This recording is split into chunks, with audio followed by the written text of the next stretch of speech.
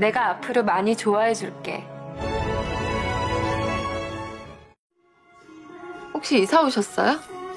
Cinta bukanlah sebuah pilihan untuk hati. Rasa itu tumbuh dan datang sendiri. Tiba-tiba datang tanpa tahu kapan ia akan pergi. Dan ketika rasa itu semakin besar, mungkin itulah yang namanya cinta sejati.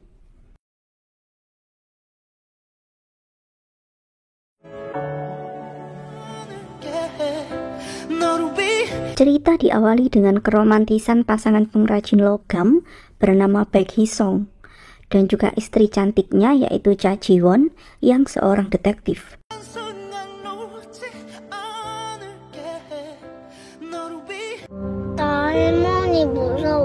Rumah tangga harmonis mereka masih dibayangi ketakutan Ji-won akan sosok mertuanya yang tampak kurang ramah kepada dirinya dan juga putrinya.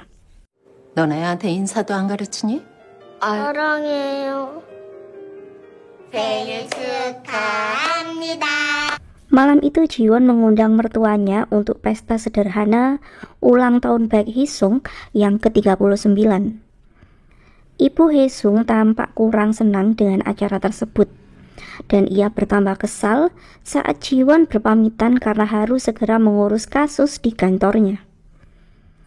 Pembicaraan orang tua dan anak itu terasa hambar. Ayah dan ibu Hee-sung menertawakan pernikahan putra mereka dan menganggap itu adalah kebodohan Hee-sung sendiri.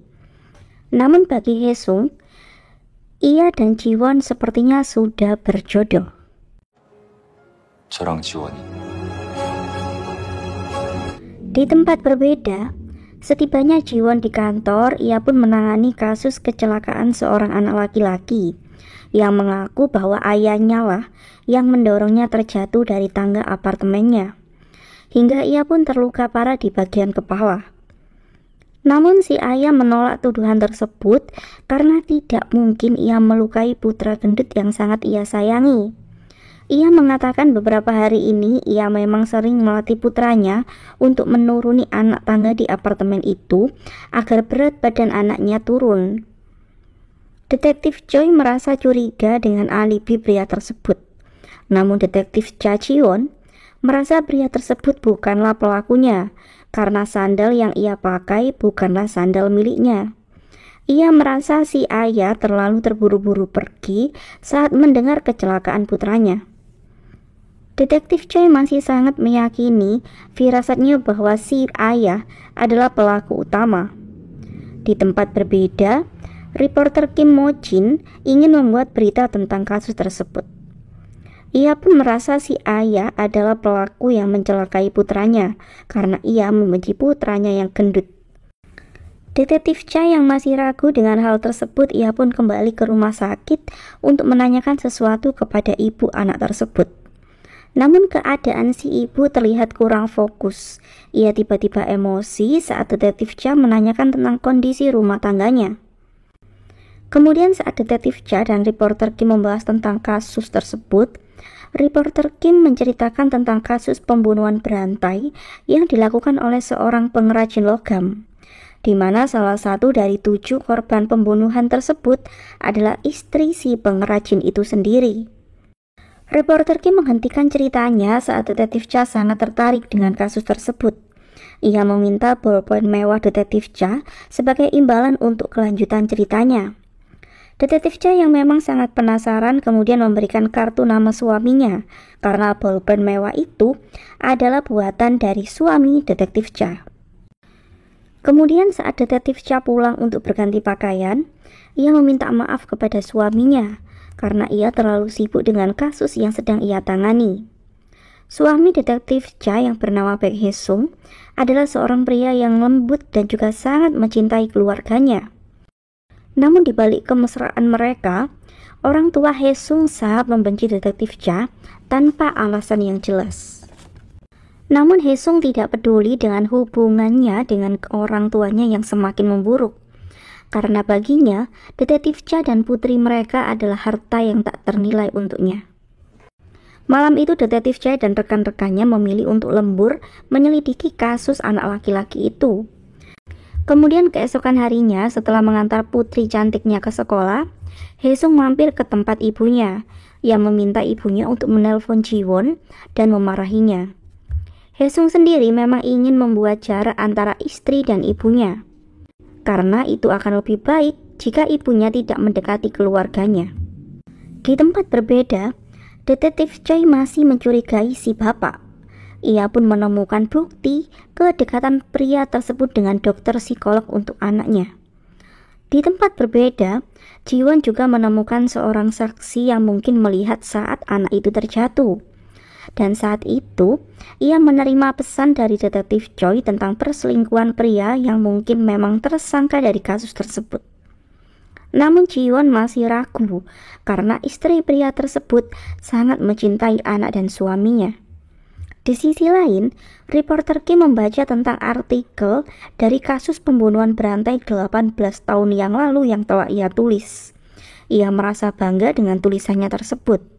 Namun rupanya, ia juga memiliki hubungan dengan pembunuh itu, karena ia adalah ayah dari cinta pertamanya yang bernama Do Hee-soo. Kemudian ia pergi ke tempat suami detektif Cha untuk memperbaiki kalung tersebut.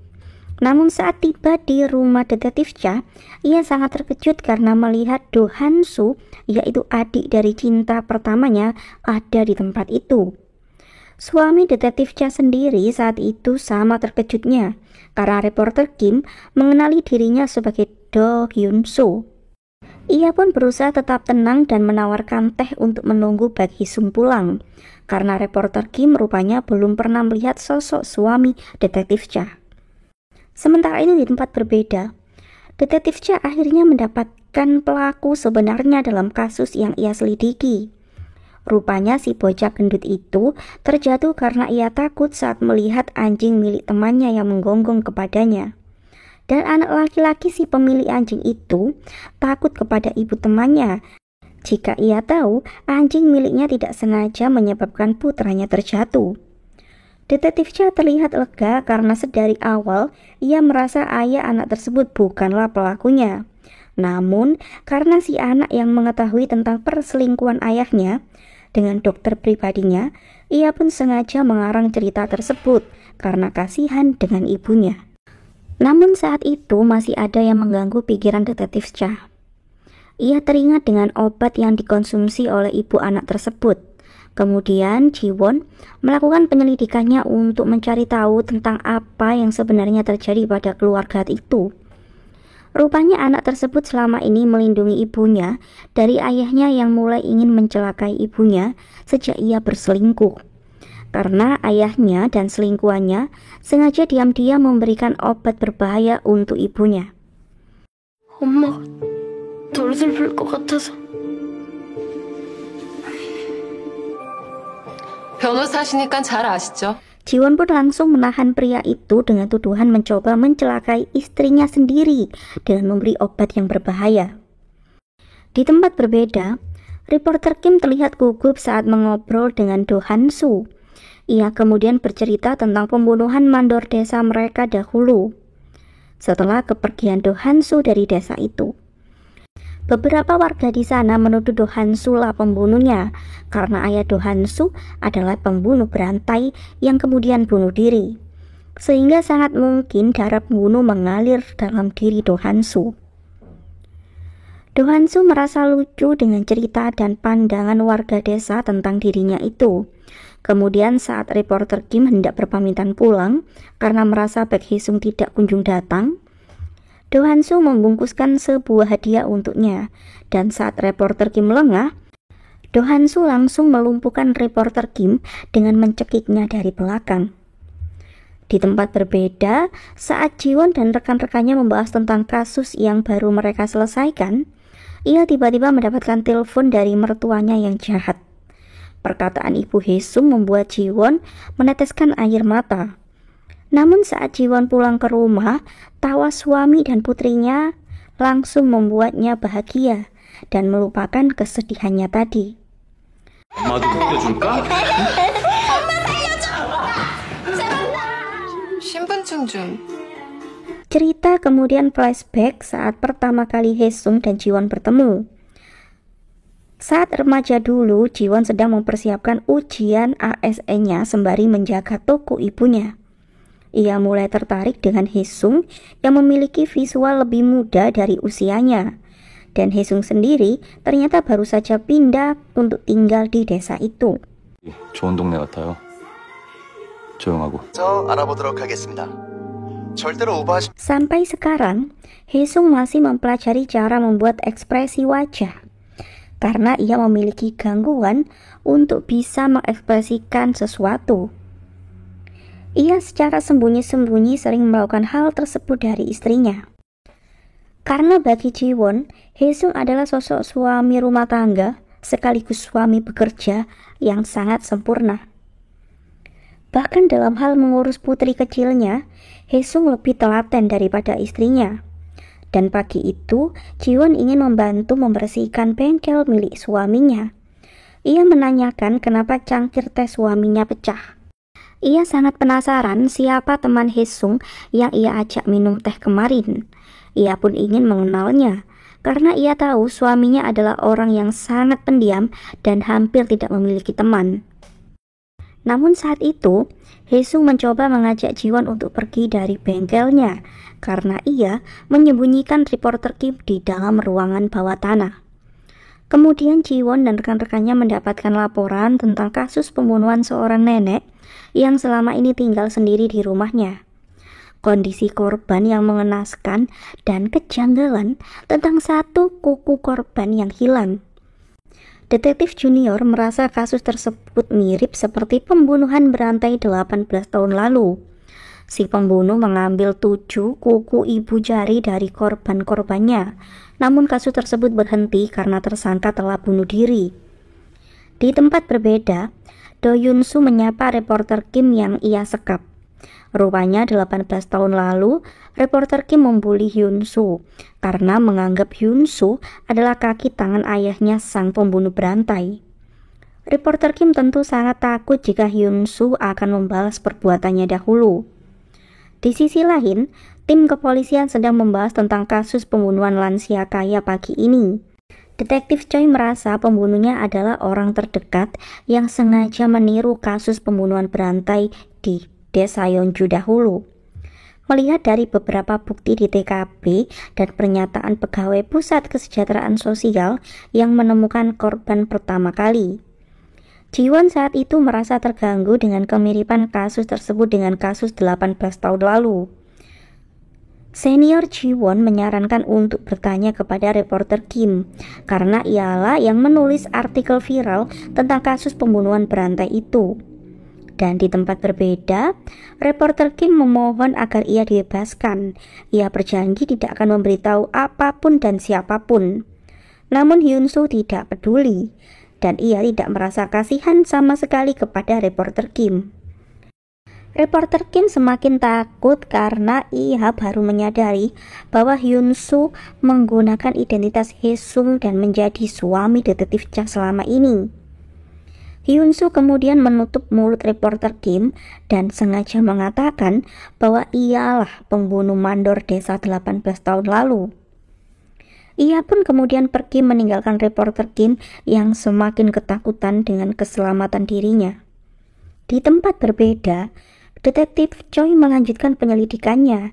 Ia melihat putra si nenek yang sangat gila judi sedang mengancam perawat si nenek untuk meminta buku besar ibunya. Setelah detektif Choi mengusir pria tersebut, si perawat memberitahu bahwa malam itu si nenek menelponnya untuk meminta tolong untuk mengurus surat wasiatnya. Dan si nenek lebih memilih untuk menyumbangkan semua hartanya ke Pusat Kesejahteraan Sosial. Kini detektif Choi pun semakin yakin si pelaku sebenarnya memang sangat ceroboh dan sengaja membuat bingung dengan meniru kasus pembunuhan berantai. Di tempat berbeda, Jiwon dan Haesung dipanggil ke sekolah karena putri mereka terlibat pertengkaran dengan temannya. Jiwon memilih untuk membela putrinya karena Yuna mendapatkan luka pukul dari temannya. Namun Haesung sendiri justru meminta Yuna untuk meminta maaf terlebih dahulu. Sikap Haesung yang mengalah membuat Jiwon merasa kesal. Namun setelah melihat raut wajah Jiwon, Haesung mencoba untuk merayu dan meminta maaf, sampai istrinya tidak kesal lagi. Haesung selalu membaca raut wajah Jiwon agar ia bisa mengerti apa yang sedang Jiwon rasakan. Dan diam-diam Haesung rupanya tadi membuang boneka milik teman putrinya. Dan ia sengaja melakukannya agar teman putrinya menangis saat pulang, karena bonekanya telah hilang. Haesung kemudian mengajak putrinya untuk menikmati pai susu kesukaannya agar ia tidak bersedih karena kejadian tadi. Di tempat berbeda, Detektif Choi menginterogasi putra laki-laki si nenek dan menuduhnya menghilangkan nyawa si nenek karena ia kesal setelah membaca surat wasiat nenek. Namun pria itu menolak tuduhan tersebut. Kemudian saat Jiwon memeriksa surat wasiat itu, ia pun yakin pelaku sebenarnya sengaja membuang kuku ibu jari si nenek karena DNA-nya menempel di sana. Kini mereka pun menduga si perawat yang membantu si nenek selama ini adalah pelaku sebenarnya. Di tempat berbeda, Yunsu menanyakan tentang janji yang dibuat oleh reporter Kim dengan teman kerjanya dahulu yang bernama Nam Sun Ki. Kenapa ia begitu ingin mencari dirinya dan apa yang ingin ia ketahui? Reporter Kim mengatakan Nam Sun Ki lah yang menghubungi dirinya dahulu setelah membaca artikel yang ia buat. Kemudian Hyunsu berpura-pura sebagai reporter Kim dan pergi ke tempat Nam Sun Ki menunggunya. Ia menelpon Sun Ki dan menanyakan apa yang ia ingin katakan. Dengan terbata-bata dan terdengar ketakutan, Sun Ki mengatakan bahwa ia mendapatkan ancaman dari Do Hyunsu. Hal tersebut tentu membuat Hyunsu yang asli bingung karena ia tidak pernah menghubungi dan bahkan tidak akrab dengan Sun Ki. Hyunsu kemudian mengatakan bahwa Do Hyunsu sudah meninggal, jadi tidak mungkin ia muncul dan menerornya. Namun pria itu merasa takut karena ia dahulu pernah hampir membunuh dan merampok uang dari Hyunsu. Dan tentu saja, kini ia pun takut Hyunsu akan balas dendam dengan menerornya.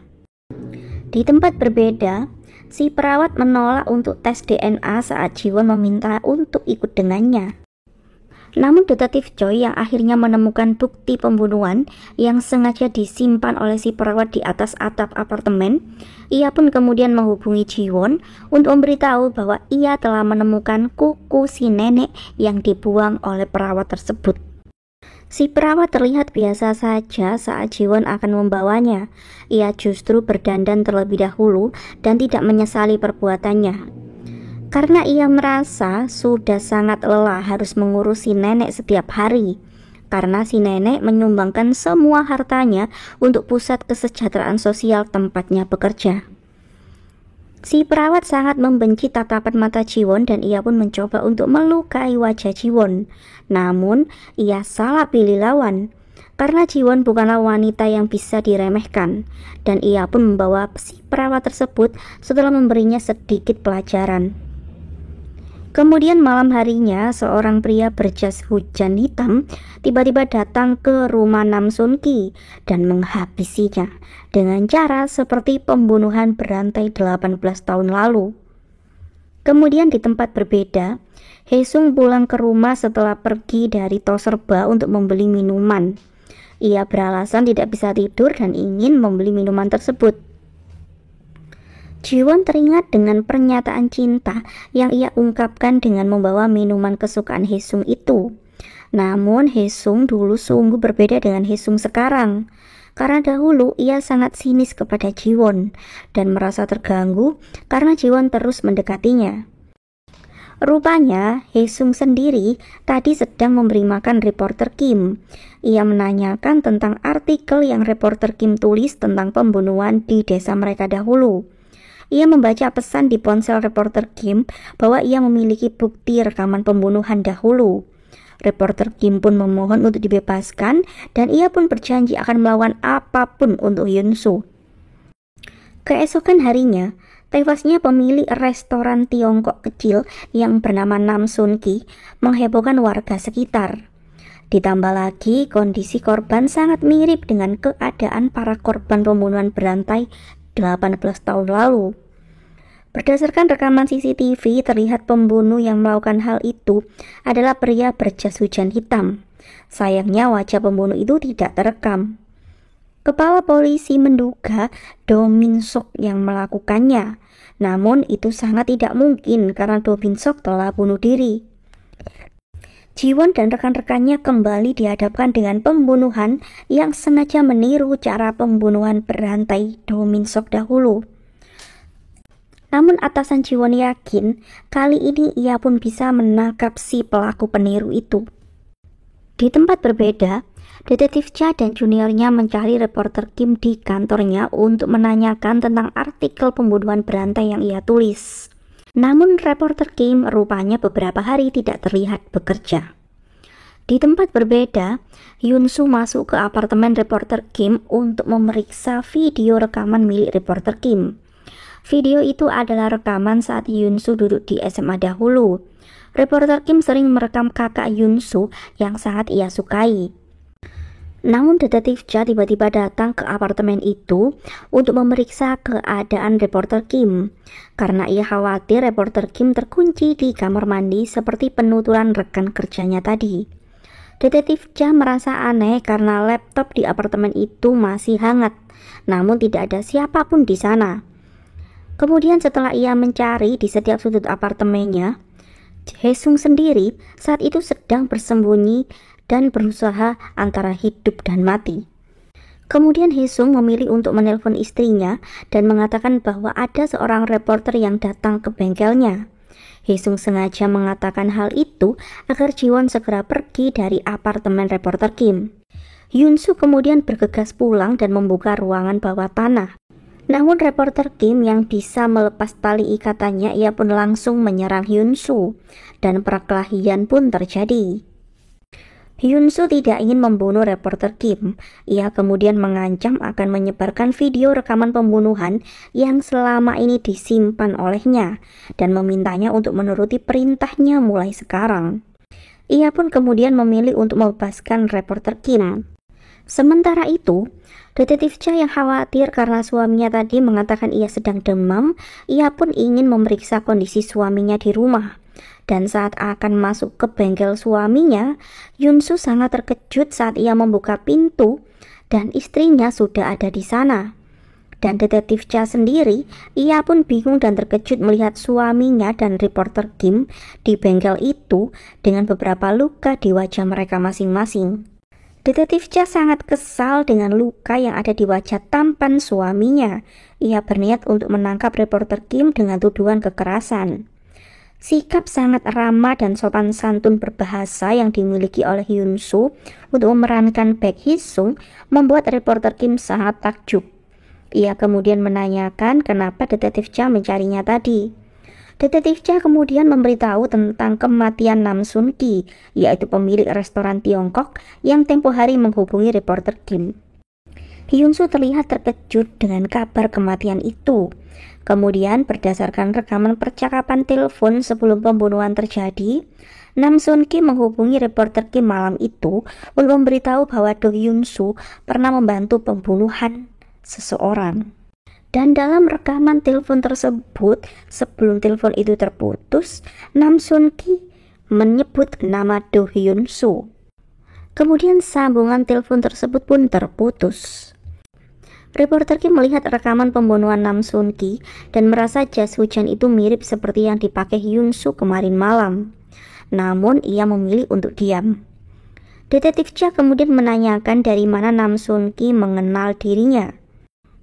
Ia mencoba untuk membuat pihak kepolisian tidak mencari Yoon-soo dengan mengatakan bahwa Yoon-soo bukanlah kaki tangan ayahnya saat pembunuhan berantai itu terjadi.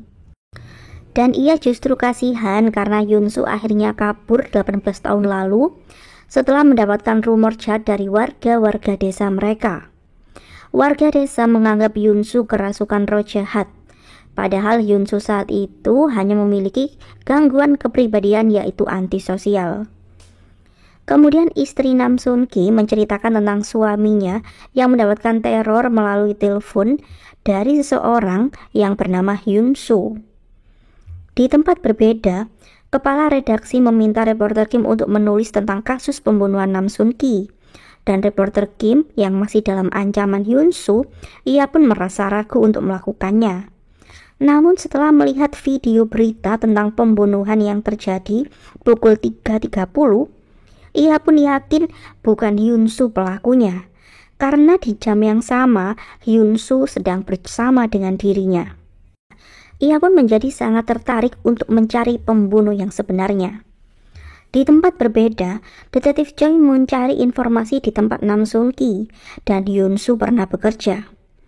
Si pemilik restoran menceritakan tentang sifat buruk Hyun Soo yang tidak memiliki ekspresi dan cenderung aneh, hingga membuat orang-orang kesal.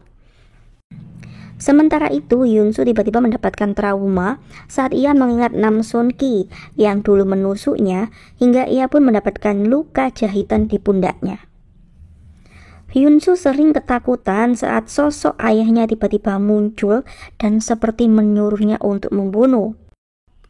Namun sejak kehadiran Ji-won, sosok menakutkan ayahnya pun samar-samar menghilang. Dan sejak itu, ia pun mulai merasa aman ketika Ji-won ada di dekatnya.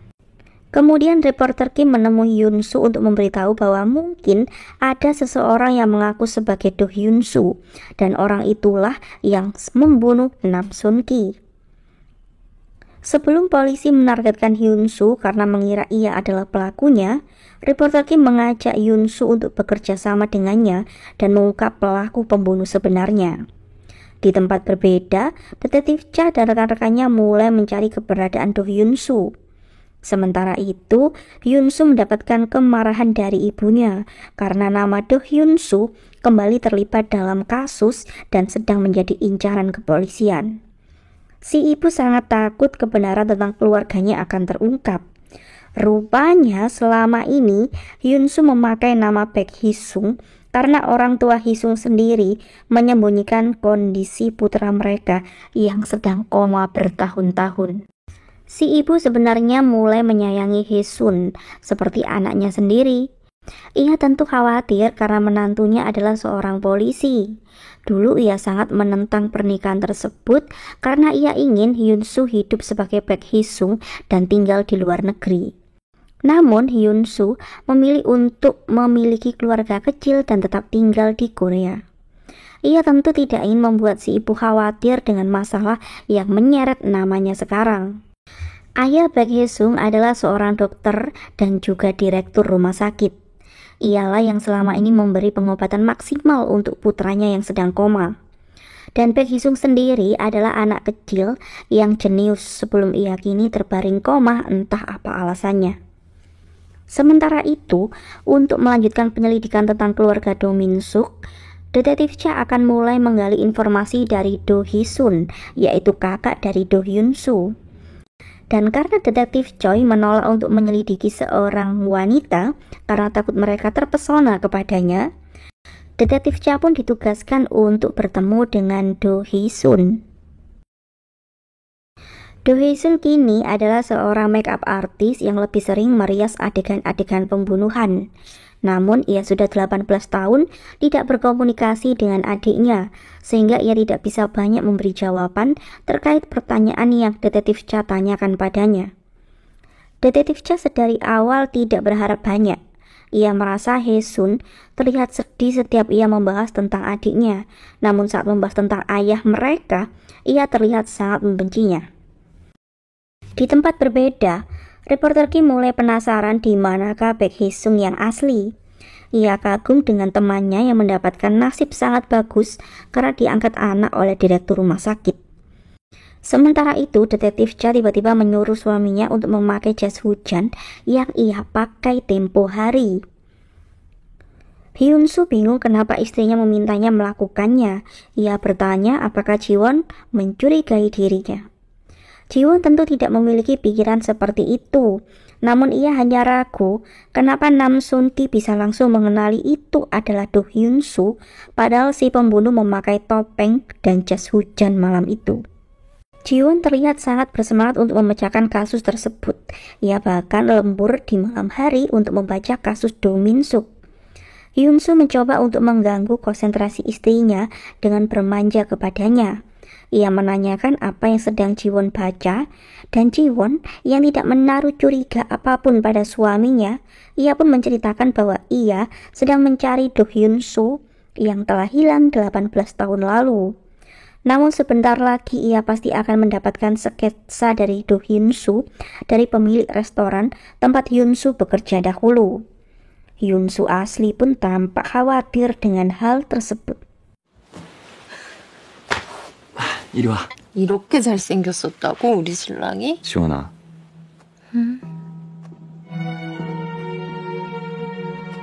Keesokan harinya saat si pemilik restoran mulai membuat sketsa, reporter Kim datang untuk mengganggu pembuatan sketsa itu karena Hyun-soo memintanya untuk membantu menyembunyikan identitasnya.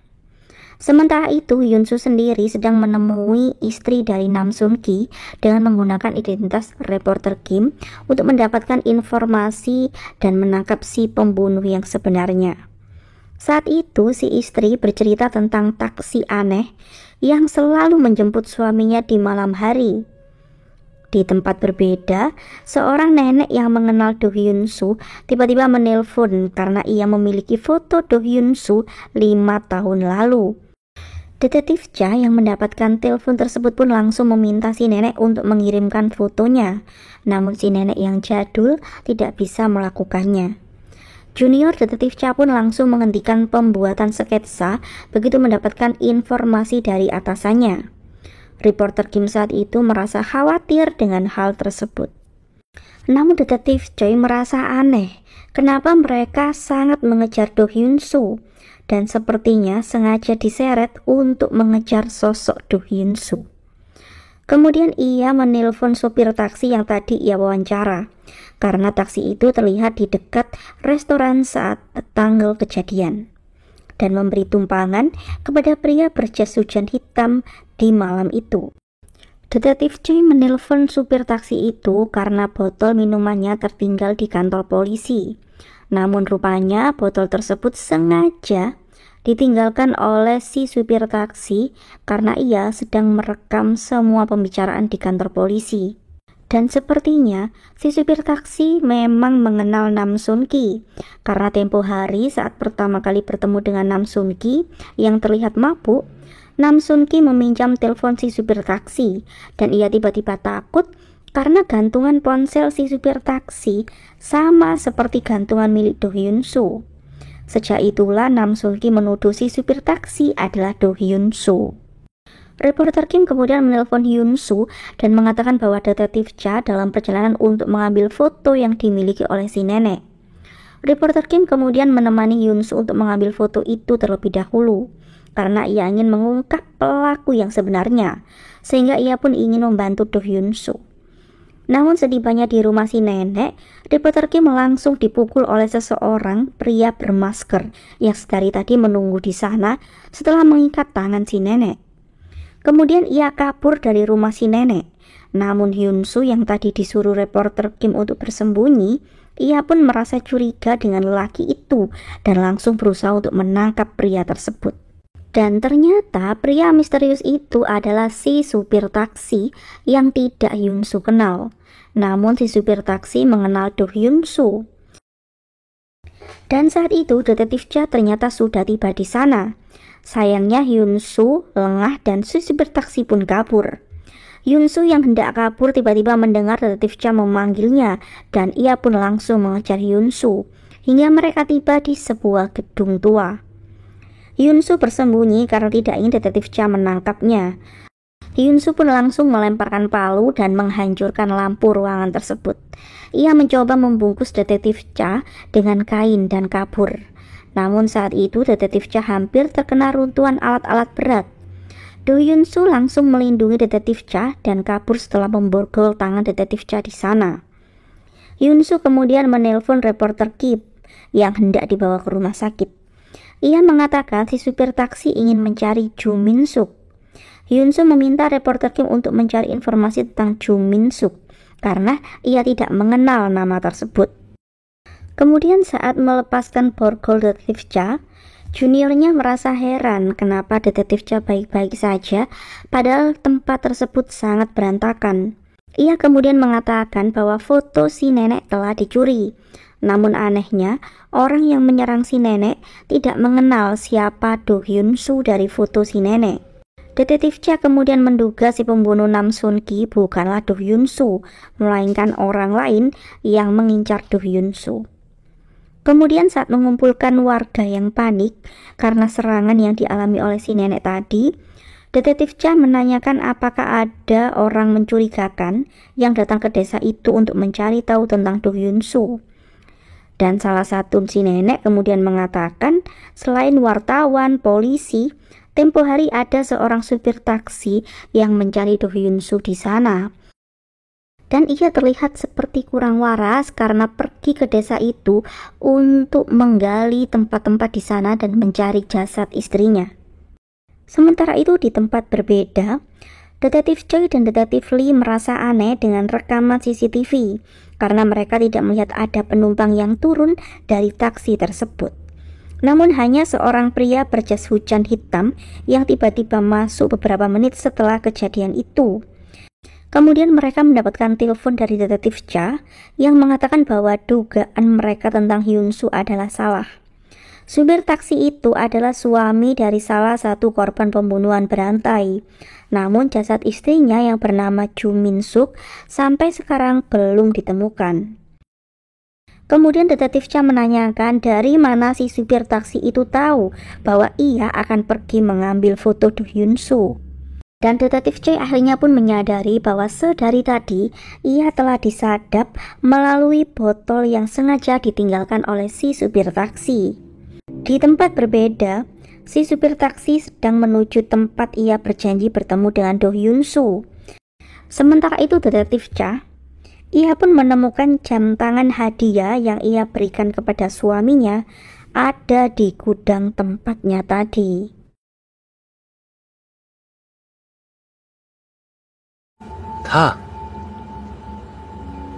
Melanjutkan part 1, Hyun Soo menunggu si supir taksi di sebuah motel.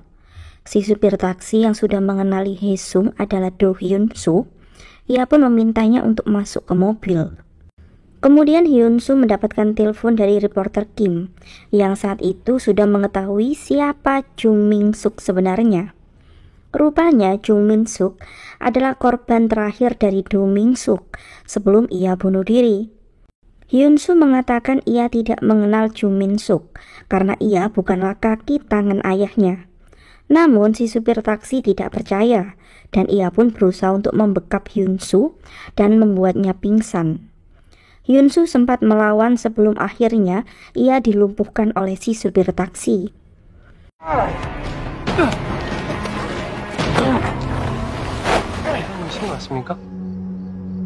Di tempat berbeda, Jiwon mulai sangat khawatir kenapa jam tangan suaminya ditemukan di TKP. Hingga kemudian tim polisi mendapatkan laporan tentang perkelahian di sebuah motel. Jiwon mengajak juniornya untuk bergegas ke sana dan ia semakin kalut saat menemukan sebuah ponsel berdering dengan gambar putrinya. Kemudian detektif Choi menelponnya dan memberitahu tentang si supir taksi. Jiwon semakin khawatir dengan keselamatan suaminya. Ia menyuruh detektif Choi untuk membantunya segera menemukan di mana si supir taksi menculik suaminya. Di tempat berbeda, detektif Lee menemui orang tua Haesung untuk mengabarkan penculikan yang dialami oleh Haesung. Respon orang tua Haesung yang terlihat lebih tertarik dengan background si supir taksi yang sedang mencari istrinya. Mereka terlihat tidak terlalu khawatir dengan kondisi Haesung sendiri. Detektif Lee kemudian merasa aneh dengan keluarga tersebut. Sementara itu, detektif Choi mulai memutar otak untuk mencari di mana si supir taksi berada. Ia kemudian mengajak Jiwon untuk mencari petunjuk di rumah si supir taksi. Kemudian setelah mereka sampai di rumah si supir taksi, mereka melihat brosur layanan pembuatan kunci keamanan pintu yang sepertinya baru dirobek oleh si supir taksi. Mereka kemudian menghubungi jasa kunci tersebut. Dan mereka pun mendapatkan alamat tempat yang tempo hari si supir taksi meminta kunci keamanan untuk dipasang di tempat itu. Dan di sebuah tempat bekas kolam, Hyun-soo sedang disekap dan akan ditenggelamkan oleh si supir taksi. Ia meminta Hyun-soo untuk memberitahu di manakah makam istrinya. Namun Hyun-soo yang memang tidak tahu, tentu ia tidak bisa menjawabnya. Hal tersebut membuat si supir taksi merasa sangat kesal dan mulai menyakiti Hyun-soo. Ia kemudian mulai mengisi kolam tersebut dengan air dan mengajak Hyun-soo untuk mati bersama. Karena sebenarnya ia tidak sanggup hidup tanpa istrinya yang tidak bisa ia temukan. 미숙이 살릴 수 있었던 마지막 기회였어. 난 일관되게 진술했고 정비수 어딨어? 난 아니야. Kemudian Jiwon dan timnya langsung menghancurkan kunci pintu keamanan itu untuk bisa segera mendobrak pintu tersebut. Sayangnya si supir taksi sudah berjaga-jaga untuk menyerang siapapun yang berusaha untuk masuk ke sana. Detektif Choi harus berkelahi dan melumpuhkan si supir taksi sebelum ia menangkapnya. Sementara Jiwon sendiri, ia pun langsung mencari suaminya. Ia langsung masuk ke dalam kolam untuk menyelamatkan Hyun-soo. Sayangnya Hyun-soo sudah pingsan di dalam air karena lumayan lama menunggu untuk diselamatkan. Dan setelah melepaskan ikatan Hyun-soo, Jiwon pun berhasil membawa Hyun-soo keluar dari kolam tersebut. Sementara itu, Detektif Choi harus berkorban dengan beberapa luka sebelum ia bisa melumpuhkan si supir taksi. Di tempat berbeda, dokter klinik di kampung halaman reporter Kim itu mengetahui tentang Jo Min-suk karena ada seorang saksi yang melihat Do Min-suk menculik Jo Min-suk di malam tragedi 18 tahun lalu. Cerita kemudian sedikit flashback awal pertemuan Hee-sung dan Hyun-soo. Rupanya saat Hyun-soo kabur setelah hampir dibunuh dan dirampok oleh Nam Sun-ki, ia berlari dan tidak sengaja ditabrak oleh mobil Hee-sung. Hyun-soo menolak untuk dibawa ke rumah sakit, sehingga Hee-sung membawanya pulang ke rumahnya. Cerita kemudian kembali ke timeline utama. Jiwon terlihat sangat khawatir dengan kondisi suaminya. Para dokter terlihat berusaha untuk menyelamatkan Hyun-soo.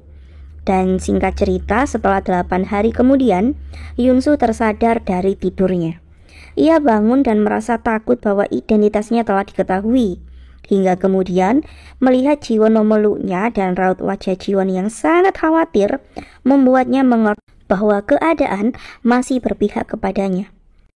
Kemudian karena rumah sakit tersebut adalah tempat ayah Hee-sung bekerja, para dokter tentu memberikan pelayanan yang maksimal. Jiwon terlihat lega karena hilang ingatan yang dikhawatirkan oleh para dokter ternyata tidak terjadi kepada Hyun-soo. Baek Una sangat rindu dengan ayahnya. Ia tidak mau lepas dari pelukan ayahnya. Namun saat itu, Ibu Hee-sung menyuruh Jiwon untuk keluar karena ia ingin berbicara secara pribadi dengan putranya. Jiwon kemudian memeluk ibunya karena sebenarnya ia masih sangat takut dan trauma dengan kejadian buruk yang menimpa suaminya. Sementara itu, Ibu Hee-sung sangat marah kepada Hyun-soo karena apa yang ia lakukan sangat berbahaya untuk rahasia yang selama bertahun-tahun ini disimpan oleh mereka bertiga.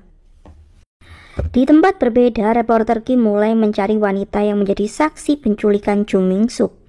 Namun selain sulit menemukannya, membuat wanita itu bicara pun juga ternyata tidak mudah. Di tempat berbeda, kondisi si supir taksi rupanya cukup parah.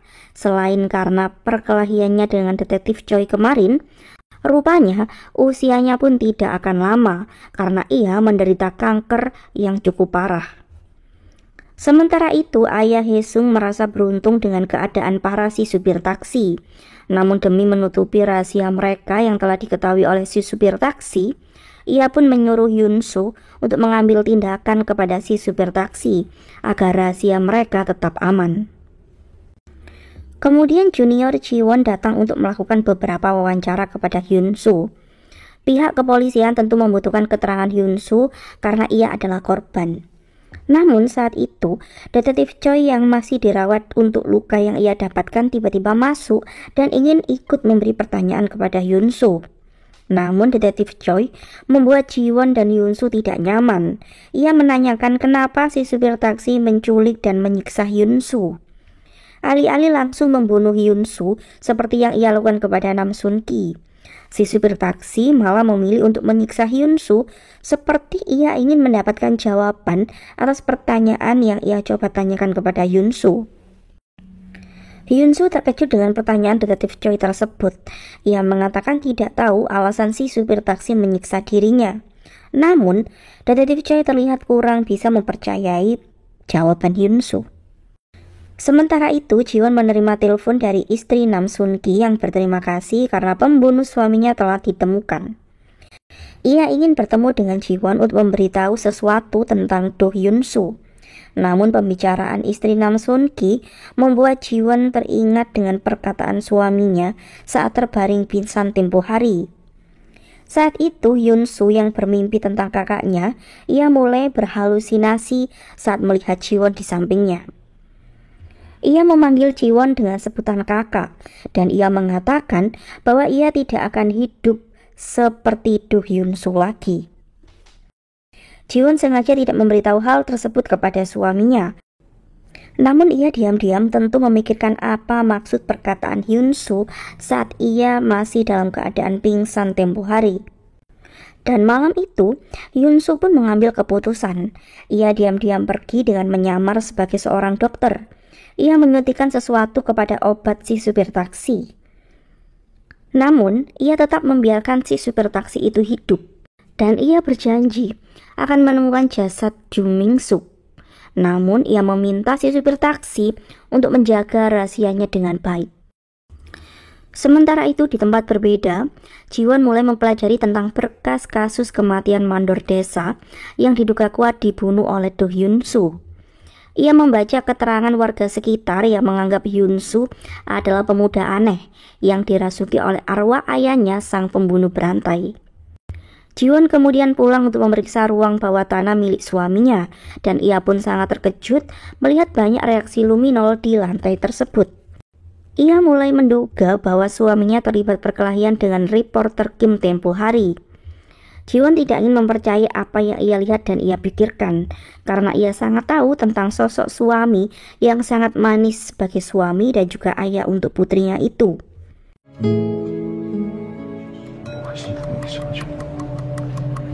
Kemudian keesokan harinya, di kantor reporter Kim, wanita yang menjadi saksi akhirnya datang karena ia merasa bersalah dengan sosok Ju Ming-suk yang selama ini membayangi dirinya. Ia kemudian memberikan sebuah rekaman telepon. Dalam rekaman tersebut, seorang pria bersuara serak mengancam dirinya agar tidak ikut campur dengan urusannya karena ia bisa melakukan hal buruk kepada dirinya.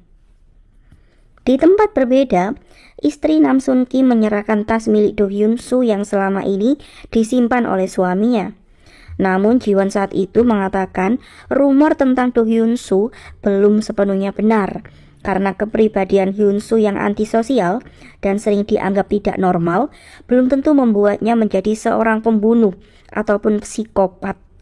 Namun mulai sekarang Jiwon ingin mencari banyak fakta tentang Do Hyunsu. 살인자잖아요. 그건 진짜잖아요. 사이코패스는 절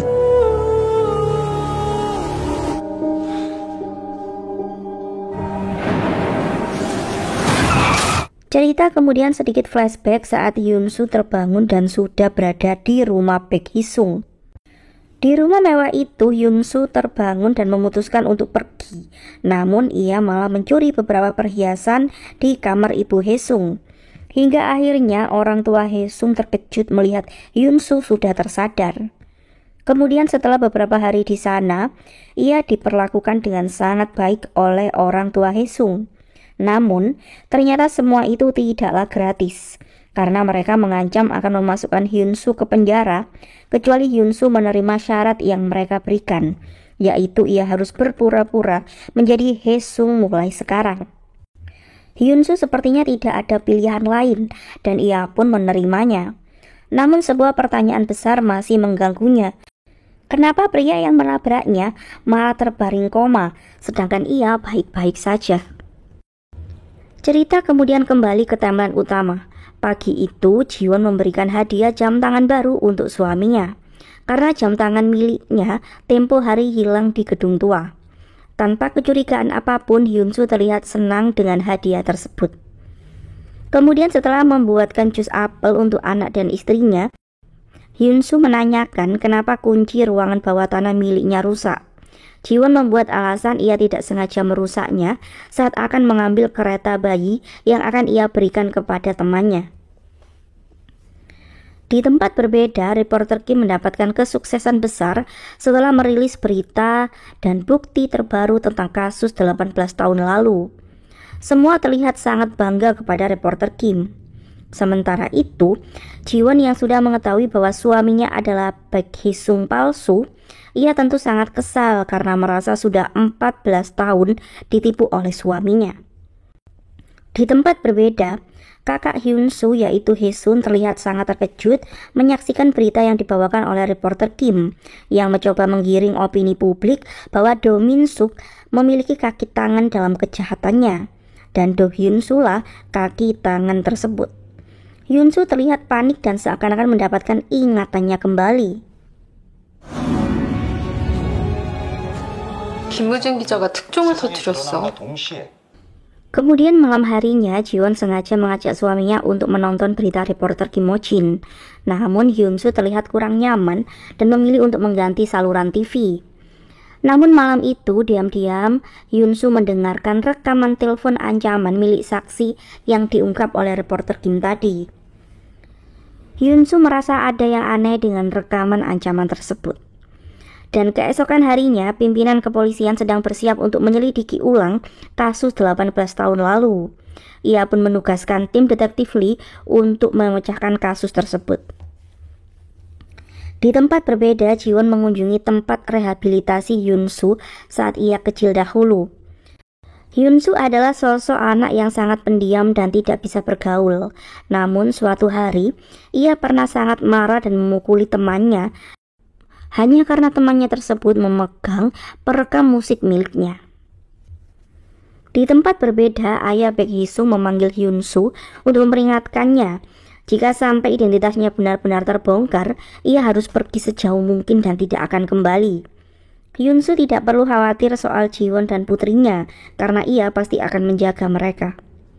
Sementara itu, Hee-sun tiba-tiba datang ke kantor reporter Kim dan hal itu membuat reporter Kim sangat malu dengan keadaannya yang berantakan. Ia ingin bisa tampil mempesona di hadapan wanita yang masih sangat ia sukai itu. Setelah berganti baju, reporter Kim mengajak Hee-sun untuk ke apartemennya karena Hee-sun ingin membicarakan sebuah rahasia. Reporter Kim yang masih dakdikduk karena kemunculan mantannya setelah 18 tahun dibuat terkejut karena Hee-sun memilih jujur bahwa ia adalah orang yang telah membunuh mandor desa 18 tahun lalu. Ia meminta reporter Kim untuk tidak menargetkan Hyunsu karena Hyunsu bukan pembunuh ataupun kaki tangan ayahnya. 내가 죽였으니까. 너는 아직도 걔를 감싸주고 싶어? Reporter Kim tentu tidak pernah menyangka, bahkan tidak mau mempercayai bahwa Hee-sun adalah pembunuh dari mandor desa. Di tempat berbeda, Hyunsu berulang-ulang mencoba untuk menganalisis rekaman telepon ancaman ayahnya kepada saksi penculikan Ju Min-suk, dan ia pun menemukan sesuatu yang mencurigakan. Sementara itu, Jiwon mencoba menanyakan barang-barang Hyunsu yang tertinggal saat ia meninggalkan restoran tempatnya bekerja. Si pemilik restoran menceritakan bahwa perekam musik tersebut memang milik Hyunsu. Bahkan ia pernah hampir dipatahkan tangannya saat memegang pemutar musik itu. Di tempat berbeda, Ibu Hee-sung terkejut saat cucunya tiba-tiba datang. Ia seperti belum siap jika dititipi untuk menjaga cucunya yang lucu itu. Dan ia pun tiba-tiba sangat emosi saat melihat cucunya yang masih TK belajar matematika kelas 3 SD. Ia merobek buku milik cucunya dan melarangnya untuk belajar. Baek Una sangat ketakutan melihat neneknya. Ibu Hee-sung tersebut tentu merasa bersalah dan berusaha untuk membuat cucunya tidak menangis lagi. 뭐? 아니야, 천천히 먹어. 체해. 왔어? Kemudian Jiwon menemui Hyunsu di bengkelnya. Hyunsu terkejut melihat istrinya membawa tas milik Do Hyunsu. Jiwon berpura-pura menanyakan tentang isi buku sketsa Do Hyunsu, karena Do Hyunsu memiliki ketertarikan ilmu seni logam sama seperti suaminya. Hyunsu tentu berusaha untuk menyembunyikan rahasianya. Ia mengatakan bahwa coretan-coretan Do Hyunsu adalah amatir. Padahal saat itu ia menemukan salah satu karyanya ada di buku sketsa tersebut. Namun Jiwon tidak menyerah. Ia tiba-tiba mengajak suaminya untuk menemani dirinya pergi ke rumah Do Hyunsu. Dan Hyunsu pun tentu tidak bisa menolak permintaan istrinya itu. 나랑 데이트도 할 겸 갔다 오자. 잡으면 특진은 당연하고 도연수, Kemudian sesampainya di rumah Do Min Suk yang terlihat angker, Hyunsu teringat dengan kenangan dirinya dengan kakaknya dahulu. 네가 이만큼 크면 도연수. 가자. 뭐해? Jiwon kemudian masuk ke rumah tersebut melalui jendela. Ia menanyakan sebuah kerajinan logam berbentuk kura-kura yang sepertinya milik Do Hyunsu. Semua kenangan tentang masa lalu Hyunsu mulai memenuhi pikirannya. Ia pun takut saat Jiwon mengatakan tentang si pemilik restoran yang masih hafal wajah Do Hyunsu. Dan saat itu Hyunsu tiba-tiba seperti terserang panik hingga hampir pingsan. 병원으로 가자. Jiwon kemudian mengajak suaminya untuk pulang. Ia merasa bersalah karena sepertinya ia terlalu memaksa dan memberi beban untuk suaminya. Kemudian setelah beristirahat, Hyunsu diam-diam pergi ke rumah reporter Kim. Dan saat itu reporter Kim sendiri sedang berpikir tentang Haesun. Apa yang sebenarnya terjadi di malam kematian mandor desa? Ia tidak percaya bahwa wanita yang ia cintai bisa membunuh seseorang. Hyunsu datang untuk meminta reporter Kim mencarikan kakaknya karena ia harus menemukan komplotan ayahnya yang sebenarnya. Namun saat itu Jiwon diam-diam melacak keberadaan suaminya karena ia telah memasang alat pelacak di jam tangan Hyunsu. Hyunsu meminta reporter Kim untuk membantunya menemukan Haesun karena kakaknya pernah bertemu dengan komplotan ayahnya, namun ia tentu tidak menyadarinya. Hyunsu yakin gantungan kunci ikan mas yang ternyata adalah milik istri si supir taksi adalah pemberian dari komplotan ayahnya kepada kakaknya. Kemudian sesampainya di rumah, Jiwon bersikap seolah-olah tidak tahu apa-apa. Padahal ia pun bertanya-tanya kenapa suaminya menemui reporter Kim malam-malam. Kemudian keesokan harinya, saat Hyunsu mencoba untuk merubah salah satu karya logam miliknya karena sangat mirip dalam gambar buku sketsa Hyunsu, ia tentu tidak ingin Jiwon menyadari hal itu. Kemudian reporter Kim menelpon untuk memberitahu bahwa ia sudah menemukan Haesun. Hyunsu meminta tolong agar ia bisa bertemu dengan kakaknya. Dan selain itu, ia juga meminta reporter Kim untuk menemui si supir taksi di penjara. Ia ingin menanyakan apa yang sebenarnya terjadi di hari Jo Min Suk hilang. Reporter Kim kemudian memberitahu Haesun bahwa ia telah menemukan Hyunsu. Ia sengaja mengatakan hal tersebut agar terlihat hebat di mata orang yang ia sukai. Sementara itu, pimpinan Jiwon mengumpulkan timnya untuk memberitahu bahwa mereka mendapatkan tugas untuk menyelidiki kasus pembunuhan berantai 18 tahun lalu. Namun hanya Jiwon sendiri yang tiba-tiba bersikap acuh dan tidak ingin menerima kasus tersebut. Dan sikap Jiwon itu justru membuat rekan-rekannya merasa aneh. Kemudian Jiwon mendapatkan telepon dari suaminya yang meminta izin untuk pulang telat malam ini karena ada meeting dengan seniman kenalannya. Namun Jiwon tentu tahu bahwa suaminya telah berbohong dan pergi ke tempat yang berbeda. Rupanya Hyunsu saat itu bertemu dengan kakaknya di sebuah gedung terbengkalai. Haesun terlihat sangat senang melihat adiknya tumbuh dengan sangat baik setelah mereka terpisah 18 tahun. 잘 지냈어?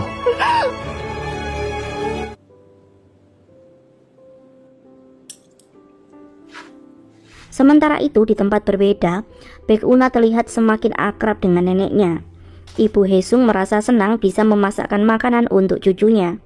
Namun keakraban mereka berdua itu membuat ayah Haesung menjadi kesal dan sedih. Ia kemudian meminta berbicara berdua dengan istrinya. Ia marah sekaligus sedih karena merasa bersalah dengan kondisi putranya. Ia merasa tidak layak bahagia ketika putranya terbaring tidak berdaya. Ibu Haesung yang bertahun-tahun terbebani dengan rasa bersalah akan kondisi putranya, ia tentu sangat amat lelah. Namun ia merasa senang dan hidup karena hari ini bisa bersama dengan cucunya. Mereka berdebat dan saling menyalahkan satu sama lain. Ibu Haesung akhirnya mengatakan bahwa putranya mungkin lebih baik mati daripada hidup seperti ini. Namun hal itu membuat ayah Haesung murka dan menampar istrinya. Kemudian ia menyeka air matanya dan mengajak cucunya untuk segera pulang ke rumah. 이름이 뭐야? Di tempat berbeda, Haesun terlihat sangat bahagia memandangi foto keluarga milik adiknya. Namun mereka tidak tahu diam-diam Jiwon menguping semua pembicaraan mereka. Hyunsu sangat senang karena putrinya lebih mirip dengan Jiwon daripada dirinya. Ia tentu tidak ingin penyakit antisosial miliknya diturunkan kepada putri manisnya.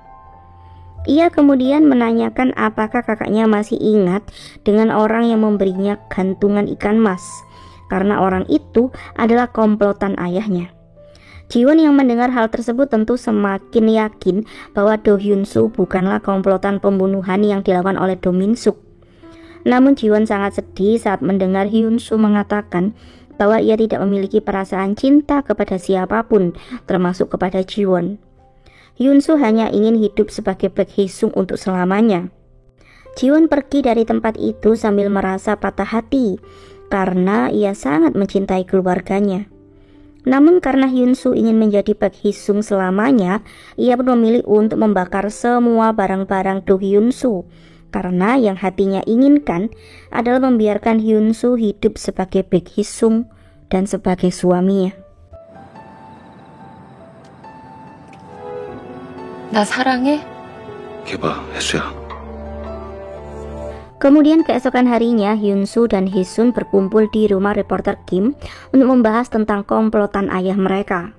Namun Haesun benar-benar belum bisa mengingat wajah pria bertopi hitam yang menangis di depan foto mendiang ayah mereka saat upacara pemakaman. Namun si pria bertopi hitam itu sempat menuliskan nomor telepon jika Haesun dan Hyun-soo membutuhkan apapun darinya. Di tempat berbeda, Jiwon dan rekan-rekannya membaca kasus pembunuhan berantai 18 tahun lalu.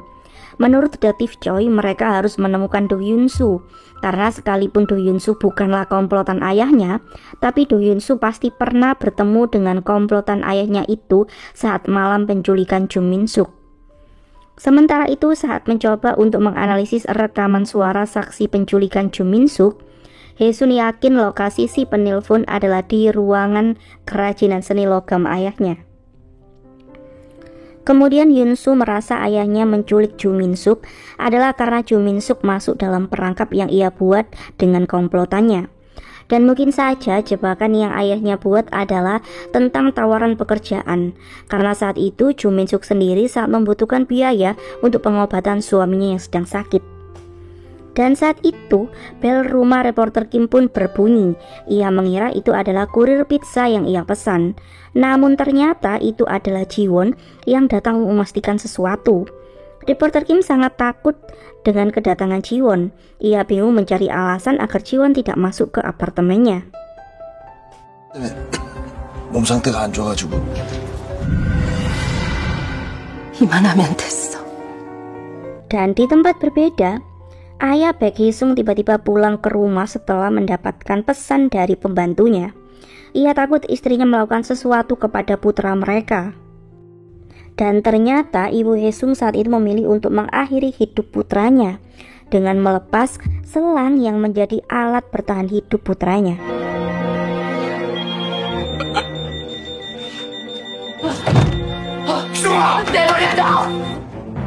혹시 제보자예요? Sementara itu di apartemen reporter Kim, Hyun-soo tiba-tiba muncul dan menyapa Jiwon yang datang ke apartemen reporter Kim. 저기, 차 형사님. 여긴 웬일이야?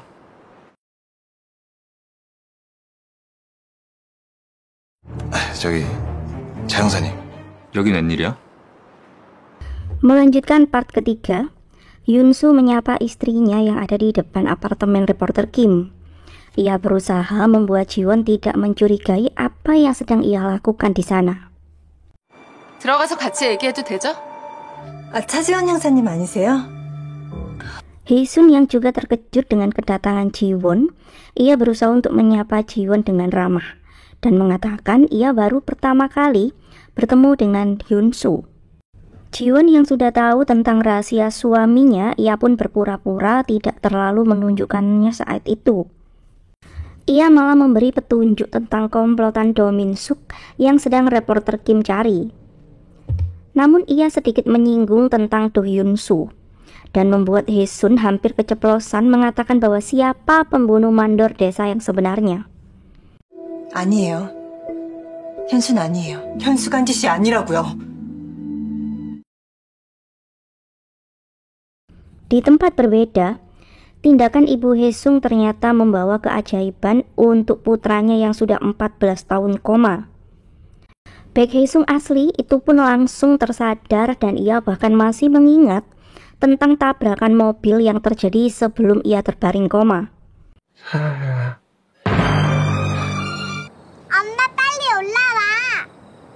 Kemudian malam harinya, Hyunsu menyiapkan pesta perayaan 5 tahun pernikahan mereka. Namun Jiwon tidak bisa menutupi rasa kecewanya kepada suaminya. Sikap Jiwon yang terasa berbeda membuat Hyunsu bertanya-tanya karena ia merasa sedih ketika Jiwon mengatakan perasaannya kepada suaminya telah berubah. 헤어지면 내가 어떻게 살게 될까? 나 자기랑 헤어질 거야. 자기가 싫어. 내가 고칠게. 지원이가 권태기래. Dan keesokan harinya, Hyunsu dengan panik mengumpulkan reporter Kim dan kakaknya. Mereka khawatir dengan apa yang telah terjadi. Dan ternyata Hyunsu bercerita bahwa ia sedih dan sakit di dadanya karena Jiwon mengatakan perasaannya yang ia miliki telah berubah. Hyunsu yang memiliki penyakit antisosial dan tidak bisa memiliki perasaan apapun, ia tidak mengerti tentang apa yang ia rasakan dan terjadi kepada dirinya. Namun Hee-sun justru terlihat senang karena adiknya bisa memiliki dan merasakan cinta di hatinya. Mereka kemudian membahas tentang suara rekaman komplotan Do Min-suk yang telah diperjelas oleh pihak kepolisian. Hyunsu mengingat background suara itu ternyata lebih mirip dengan suara bar langganan ayahnya dahulu. Ia pun bertekad untuk menemukan komplotan itu agar Jiwon bisa kembali kepadanya. 몸이 전화하던 장소를 찾을 수 있을 것 같아. 나 집에 좀 데려다 줘. Kemudian Hee-sun sengaja meminta untuk diantar pulang oleh reporter Kim. Ia melakukannya agar reporter Kim berhenti berharap kepada hubungan mereka. Karena ia bukanlah Do Hee-sun yang ceria seperti masa remaja dahulu. Ia kini adalah Hee-sun yang selalu menyendiri dan hidup dengan kesedihan dan sebuah penyesalan. 가끔은 미친 사람처럼 밤새 울어. 정민숙은 일자리를 찾기 위해 전화를 했고 Di tempat berbeda, setelah Jiwon kemarin pergi ke tempat reporter Kim dan mengetahui bahwa Do Min-suk membuat perangkap untuk korban-korbannya, termasuk untuk Jung Min-suk, Jiwon menyarankan sebuah operasi penyamaran untuk mencari agensi ilegal pencarian kerja yang berkaitan dengan hilangnya Jung Min-suk. Dan setelah mencoba menghubungi beberapa nomor agensi pemberi kerja, Jiwon berhasil menemukan satu agensi yang sangat mencurigakan. 황정수 걱정 마요. 아무 상관없으니까. 도민석은 Di tempat berbeda, Hyunsu akhirnya menemukan sebuah bar langganan ayahnya dahulu dengan penjaga bar yang masih sama seperti belasan tahun lalu. Hyunsu terpaksa menggunakan cara kekerasan karena pria itu tidak mau memberi Hyunsu jawaban dan berpura-pura tidak mengenal siapa Do Min-suk.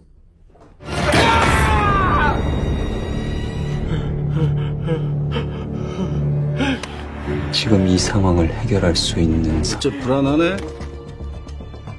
Sementara itu, seorang ibu-ibu gendut yang menjadi komplotan perdagangan manusia mulai bersiap-siap untuk pergi menemui Jiwon yang sedang menyamar sebagai pencari kerja. Kemudian Hyunsu datang ke tempat komplotan perdagangan manusia itu dengan diantar oleh pria penjaga bar. 도민석이 아들이라고? Di tempat berbeda, reporter Kim ternyata tidak menyerah. Malam itu ia pergi ke apartemen Haesun untuk membetulkan lampu kamar Haesun. Karena perasaan yang ia miliki baik dulu dan sekarang tidaklah berubah. 다 잊은 척 하더니.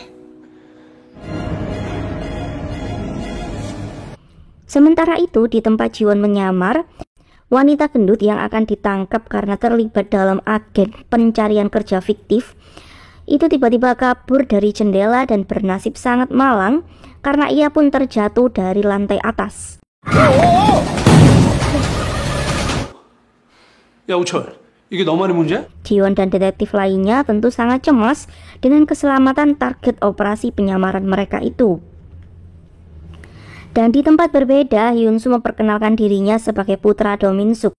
Pimpinan perdagangan manusia itu rupanya masih sangat ingat betul ayah Hyunsu. Namun ia tidak mudah memberikan informasi yang Hyunsu inginkan dengan cuma-cuma atau gratis. Hyunsu sangat mengerti orang seperti itu hanya mendewakan uang saja.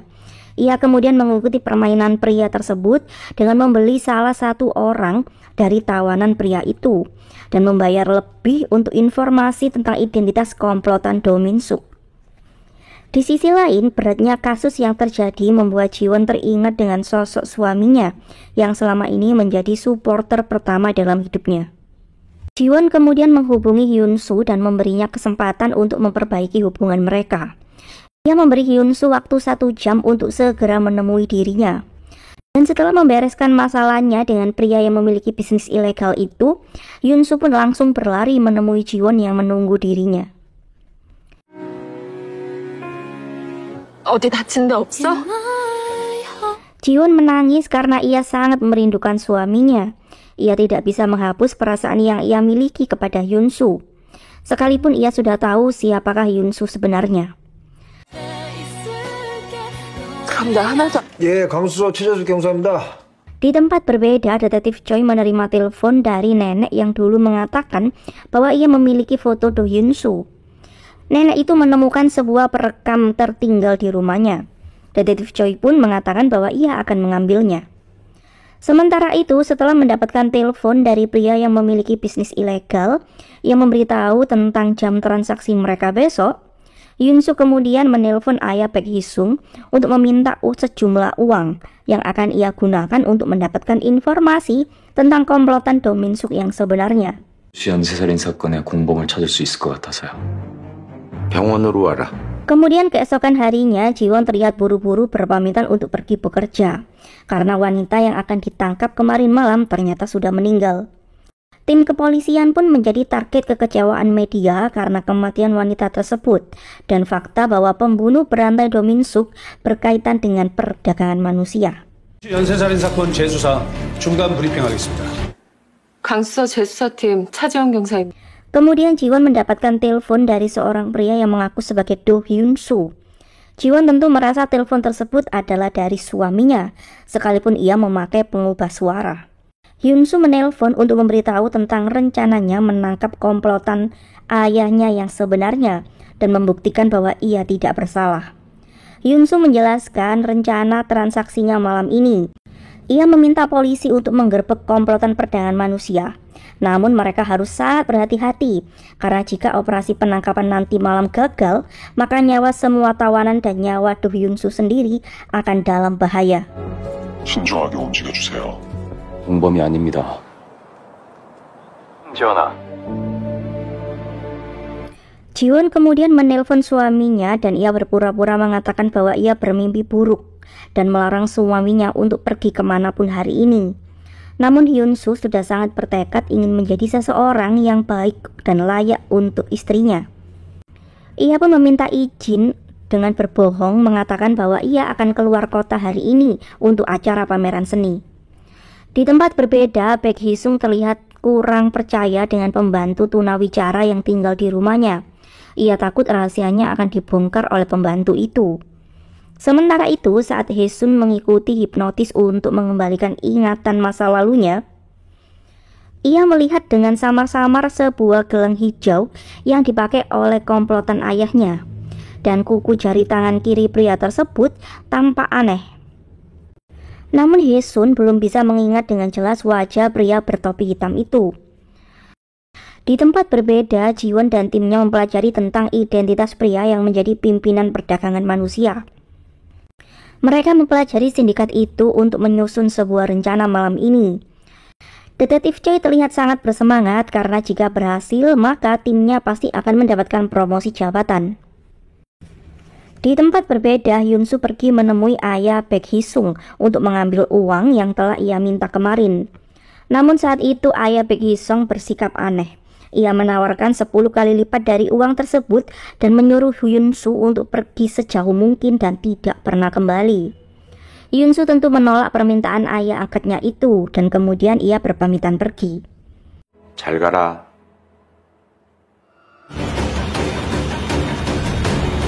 Kemudian Hyun-soo menjemput reporter Kim untuk menemani dirinya melakukan transaksi malam ini.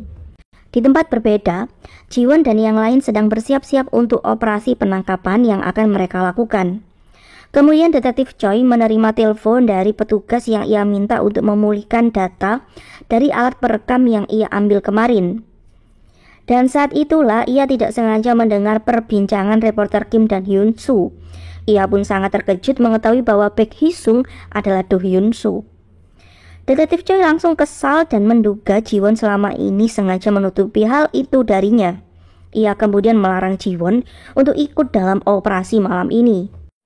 지원이 네가 어떻게 그럴 수가 있어? 최재사, 절대 다른 사람을 해칠 사람이 아니야. 증거. Ji-won memohon untuk diizinkan tetap ikut dalam timnya dan ia meminta agar detektif Choi menyembunyikan tentang Do Hyun-soo sampai operasi malam ini. Detektif Choi sangat kecewa kepada Ji-won, namun sangat sulit baginya untuk mengambil keputusan. Dan akhirnya ia tidak ada pilihan selain membiarkan Ji-won ikut dalam rencana malam ini. Namun esok pagi, detektif Choi akan menangkap Do Hyun-soo dan Ji-won tidak bisa menghalanginya. Di tempat berbeda, Hyun-soo bersiap untuk masuk ke tempat Yeon-chul dan melakukan transaksi. Reporter Kim berjaga-jaga di mobil untuk memberitahu polisi lokasi para tawanan korban perdagangan manusia. Kemudian Ji-won mendapatkan telepon dari reporter Kim yang mengaku sebagai Do Hyun-soo untuk memberitahu di mana lokasi para tawanan. Tim kepolisian pun bergegas pergi untuk menyelamatkan para tahanan. Setibanya di sana, mereka pun berusaha untuk membekuk para komplotan perdagangan manusia.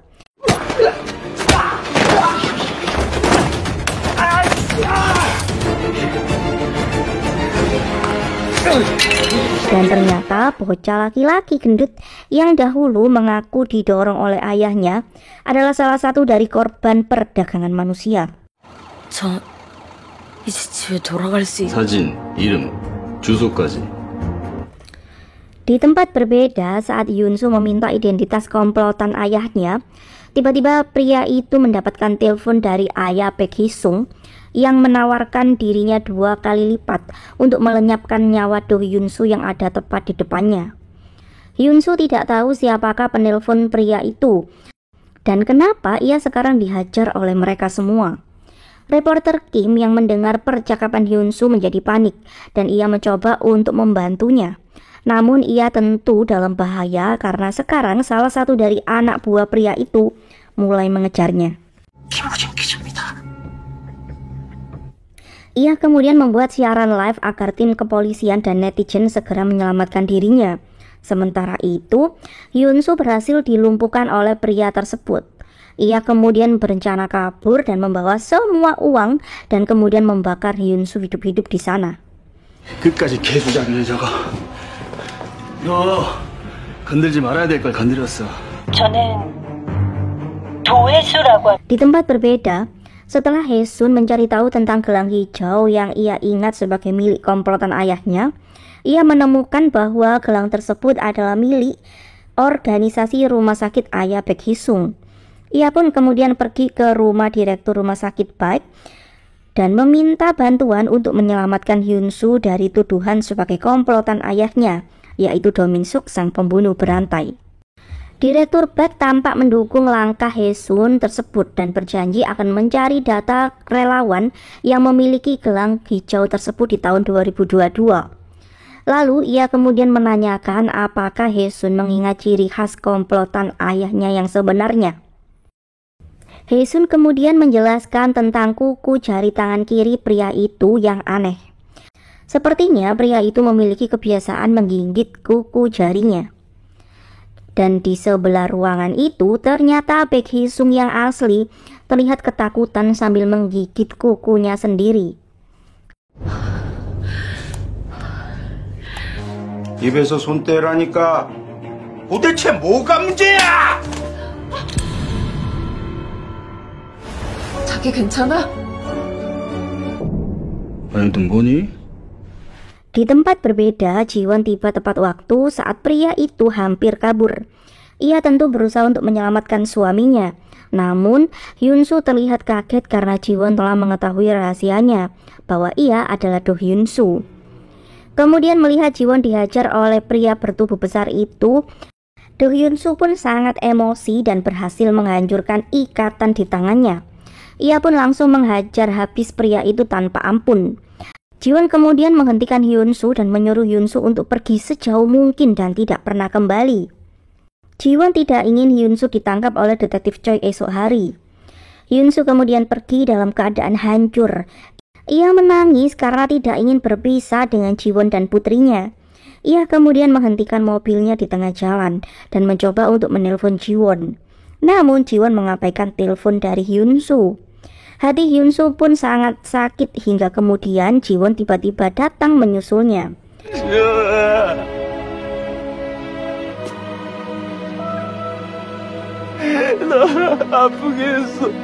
Melihat Hyun-soo menangis keras, Ji-won pun memeluknya. Ia tentu tidak bisa mengabaikan rasa cinta yang masih sama seperti dulu untuk Hyun-soo. Dan malam itu Ji-won mengajak suaminya untuk pulang ke rumah mereka untuk memulai semuanya dari awal dan menghadapi semuanya bersama. Hyun-soo kemudian menceritakan masa kecilnya dan semuanya kepada Ji-won. 자긴 나를 사랑해. 널 사랑해. Kemudian keesokan harinya, Ji-won menggandeng tangan suaminya untuk mendampingi Hyun-soo menemui detektif Choi yang pagi itu ke rumah mereka. Detektif Choi meminta secangkir kopi dan memulai memberikan pertanyaan tentang pembunuhan mandor desa. Dan setelah mendengar Hyun-soo yang tetap kekeh mengaku sebagai pembunuh mandor desa cabul yang hendak menodai kakaknya, detektif Choi memilih untuk berterima kasih atas bantuan Hyun-soo dalam membongkar perdagangan manusia kemarin malam. Dan kemudian ia pun memilih untuk berpamitan pulang. Ia melakukannya karena akhirnya ia tahu peristiwa sebenarnya tentang betapa kejamnya dunia kepada dua remaja yang tidak tahu apa-apa tentang kejahatan ayah mereka. Namun mereka berdua harus menanggung kemarahan dunia atas kejahatan ayahnya. Detektif Choi kemudian menyuruh Ji-won untuk segera kembali bertugas karena banyak yang harus mereka kerjakan. 하루아침에 온 세상에 적이 돼버린 뭐가 뭔지, 무슨 꿍꿍인지. 나쁜 사람이 아니니까.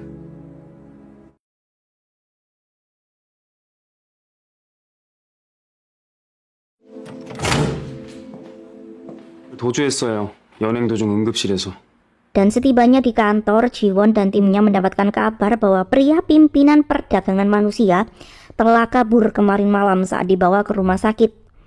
Di tempat berbeda, saat Baek Hee-sung dan ayahnya sedang membahas tentang Hyun-soo, pembantu rumah tangga tersebut diam-diam mendengarnya, dan hal itu terlihat oleh Hee-sung. Kemudian merasa nyawanya terancam, ia pun memilih untuk berpamitan dan tidak bekerja mulai hari ini. Namun sebagai uang tutup mulut, ia pun meminta uang pesangon yang sangat besar. Ibu Hee-sung terkejut mengetahui si pembantu tunarungu itu mengetahui rahasia keluarganya, di mana pada malam itu, setelah ia sangat terkejut melihat isi kotak di bawah tempat tidur Hee-sung, Hee-sung menyimpan kuku dari korban-korbannya dan sebuah belati di kotak itu. Dan tidak hanya itu, Malam itu Ibu Haesung melihat putra kesayangannya yang sangat jenius itu sedang mengubur seorang pria yang ia tabrak di pekarangan rumah mereka. Ia yang masih sangat syok dengan kenyataan semua itu, tiba-tiba menghunuskan belati yang ia bawa dan membuat Haesung hampir kehilangan nyawanya. Cerita kemudian kembali ke timeline utama.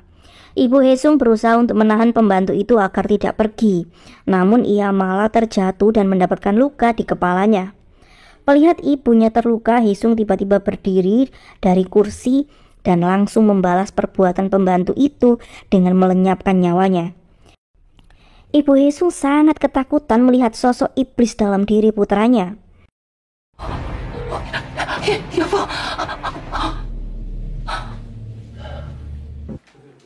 경찰서 앞인데. Di tempat berbeda, Hyun-soo secara rahasia menelpon detektif Choi dan memintanya untuk bertemu berdua. Ia ingin membicarakan tentang sesuatu yang rahasia. Hyun-soo kemudian memberitahu bahwa di tengah kesepakatan tadi malam, tiba-tiba pria itu mendapatkan telepon dari seseorang yang memintanya untuk membunuh Hyun-soo dan akan memberinya uang 2 kali lipat. Namun Hyun-soo belum tahu siapa penelpon misterius itu. Ia hanya menduga bahwa kini ada seseorang yang menginginkan kematiannya, dan tentunya orang itu adalah orang yang memiliki uang dalam jumlah yang sangat besar. Di tempat berbeda, Yeonchul mulai memeras ayah Baek Hee-sung karena ia memiliki foto Hee-sung yang menjadi komplotan dari Do Min-suk. Kemudian Hyun-soo menelpon ayah angkatnya dan memintanya untuk bertemu besok. Ayah Baek Hee-sung tampak terkejut mendengar Hyun-soo baik-baik saja. 걱정하지 않으셔도 됩니다. 전 무사합니다. 차지원 형사님을 찾아오셔서요. Kemudian Hae-sun tiba-tiba datang ke kantor polisi untuk menyerahkan diri. Karena ialah sebenarnya pembunuh dari mandor desa. Namun Ji-won menghalanginya karena hal tersebut bisa mengancam Do Hyun-soo. Terlebih lagi Hyun-soo akan tetap bersikeras mengakui bahwa ialah pembunuh mandor desa. Hae-sun hanya bisa menangis dan merasa bersalah karena tidak bisa membantu adiknya. 누나는 착한 사람이라 동생의 선택을 받아들이세요. 아니, 너는 왜 전화를 안 받냐? Kemudian reporter Kim datang dengan kesal karena Hyun-soo tidak segera memberinya kabar. Ia panik karena Hae-sun pergi ke kantor polisi untuk menyerahkan dirinya. Hyun-soo kemudian memberikan kalung pemberian reporter Kim kepada kakaknya yang telah ia perbaiki. Ia mengatakan bahwa kakaknya pasti akan baik-baik saja. Reporter Kim kemudian pergi menunggu Hae-sun di rumahnya untuk memberikan kalung tersebut. Ia meminta maaf karena baik dahulu dan sekarang ia masih memiliki perasaan yang sama untuk Hae-sun. 초등학교 4학년 때 이후로. Kemudian hari berikutnya Ji-won menginterogasi anak buah Yeonchul, dan di situ Ji-won pun akhirnya tahu bahwa tempo hari Yeonchul berniat untuk membunuh suaminya. Setelah mendapatkan telepon misterius dari seseorang yang menyuruh Yeonchul untuk mengeksekusi Hyun-soo, detektif Choi kemudian langsung mengajak Ji-won berbicara berdua agar ia lebih tenang, karena rahasia Hyun-soo bisa terbongkar jika Ji-won gegabah. Karena kepanikan itu bisa menghancurkan semua rencana mereka. Hae-sun menemui Hyun-soo untuk menceritakan tentang hasil hipnotisnya dan sebuah gelang hijau yang ada dalam ingatannya. Hyun-soo bertambah yakin bahwa ayah angkatnya berkaitan dengan komplotan Do Min-suk. Kemudian sore harinya Hyun-soo menjemput Ji-won karena hujan sedang turun.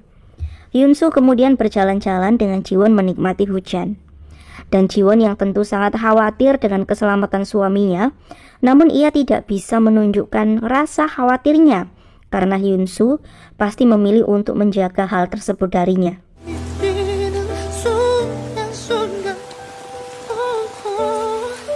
Kemudian Hyun-soo menelpon ayah angkatnya untuk membatalkan janji temu malam ini. Namun ia meminta izin untuk menginap di rumah keluarga mereka di Gapyeong jam 10 nanti malam. Ayah Baek Hee-sung kemudian langsung menelpon Yeonchul dan memintanya untuk mengeksekusi Hyun-soo di rumah kedua miliknya. Di tempat berbeda, Hyun-soo memberitahu istrinya tentang rencananya malam ini. Ia memiliki dugaan kuat bahwa ayah angkatnya lah yang ingin membunuh dirinya. Dan ia juga meminta detektif Choi untuk membantunya menangkap komplotan Do Min Suk yang sebenarnya. Dan di tempat berbeda, Yeon Chul bersiap-siap untuk pergi ke tempat yang diperintahkan oleh Direktur Baek dengan mengendarai mobil yang telah dipersiapkan untuknya. Sementara itu, di kediaman Direktur Baek, ia dan Hae-sung terlihat ingin membuang jasad pembantu mereka. Namun,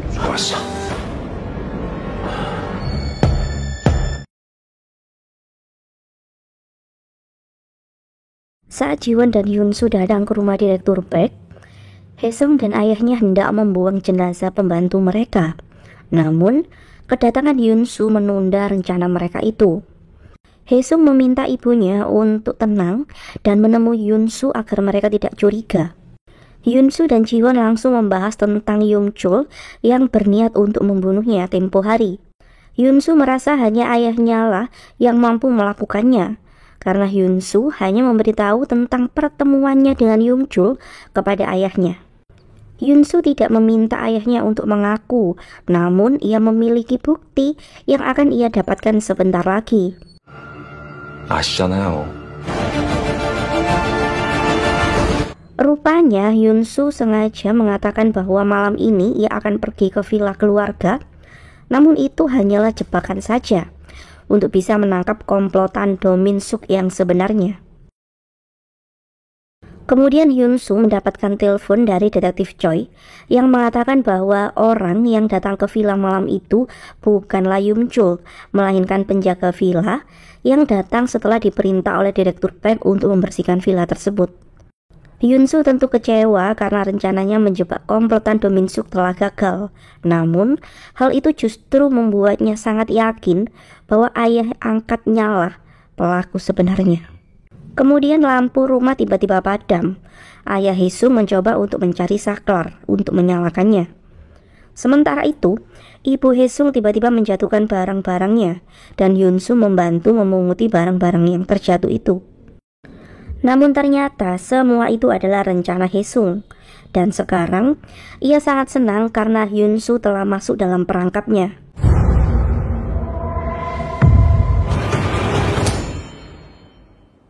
Kemudian singkat cerita, Jiwon dan Yoon-soo pulang ke rumah mereka.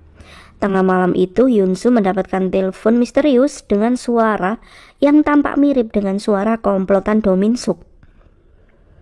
Ia kemudian pergi ke tempat sumber telepon misterius itu, namun tidak ada seorang pun di sana. 나를 볼 수 없어.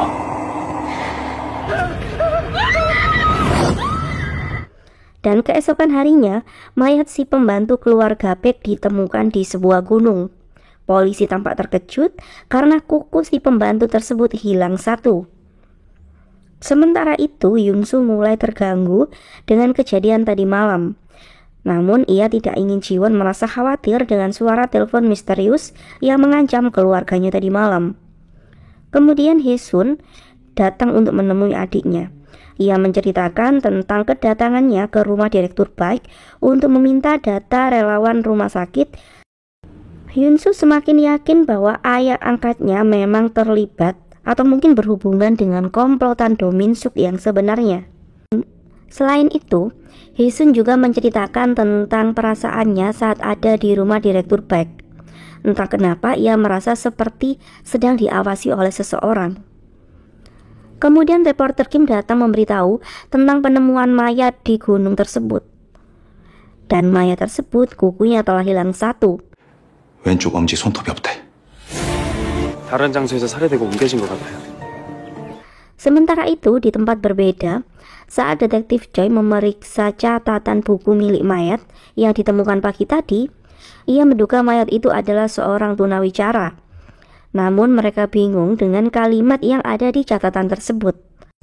Namun Jiwon mulai bingung karena dalam kalimat di catatan itu tertulis nama Direktur Baek. Hingga kemudian detektif Im mendapatkan telepon bahwa tim forensik telah menemukan sidik jari pelaku di plester plastik yang digunakan untuk mengikat korban.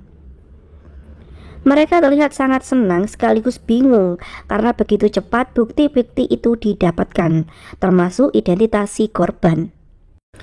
Detektif Lee kemudian menyuruh Detektif Choi untuk mencari bukti-bukti di rumah korban. Sementara Detektif Im dan Ji-won harus ke lab forensik untuk memeriksa. Sesampainya di rumah korban, Detektif Choi mendapatkan sesuatu yang mengejutkan dirinya. Ia pun langsung menelpon Ji-won dan memberitahu bahwa korban adalah pembantu rumah tangga keluarga mertua Ji-won sendiri. Ji-won mulai sangat bingung dan ia khawatir dengan suaminya karena kemarin malam suaminya pergi diam-diam. Ji-won kemudian membawa sidik jari dari forensik yang gagal diidentifikasi sidik jarinya. Ia pun bergegas pulang untuk memeriksa kecurigaannya. Ia sangat terkejut karena sidik jari suaminya sama dengan sidik jari yang ditemukan pada korban tadi. Ji-won kemudian menemui suaminya di bengkel. Ia menanyakan kemana ia pergi tadi malam. Namun Hyun-soo tidak bisa mengatakan yang terjadi kemarin malam kepada Ji-won. Ji-won kemudian memberitahu bahwa sidik jari suaminya sama dengan sidik jari yang ditemukan kepada korban. Hyun-soo tentu sangat terkejut dengan hal itu karena ia sendiri tidak tahu kenapa sidik jarinya bisa ada di sana. Ia pun akhirnya memberitahu tentang telepon misterius tadi malam kepada Ji-won. Ia menduga komplotan Do Min-suk yang sebenarnya yang melakukan hal tersebut. Ia meminta waktu beberapa hari agar ia bisa membuktikan dirinya tidak bersalah dalam semua kasus ini. Namun, Ji-won tidak bisa melakukannya karena polisi sedang menuju rumah mereka. Hyun-soo tidak ada pilihan lain, ia kemudian mengarahkan sebuah logam ke arah Ji-won dan menyuruhnya untuk mematikan CCTV rumah mereka. Kemudian Hyun-soo berpamitan untuk pergi. Namun Ji-won sangat emosi karena ia mengira Hyun-soo berani untuk menyakiti dirinya. Padahal Hyun-soo tadi hanya menggunakan logam yang belum terasah. Ia bahkan melukai tangannya untuk membuktikan bahwa logam itu bukan senjata tajam.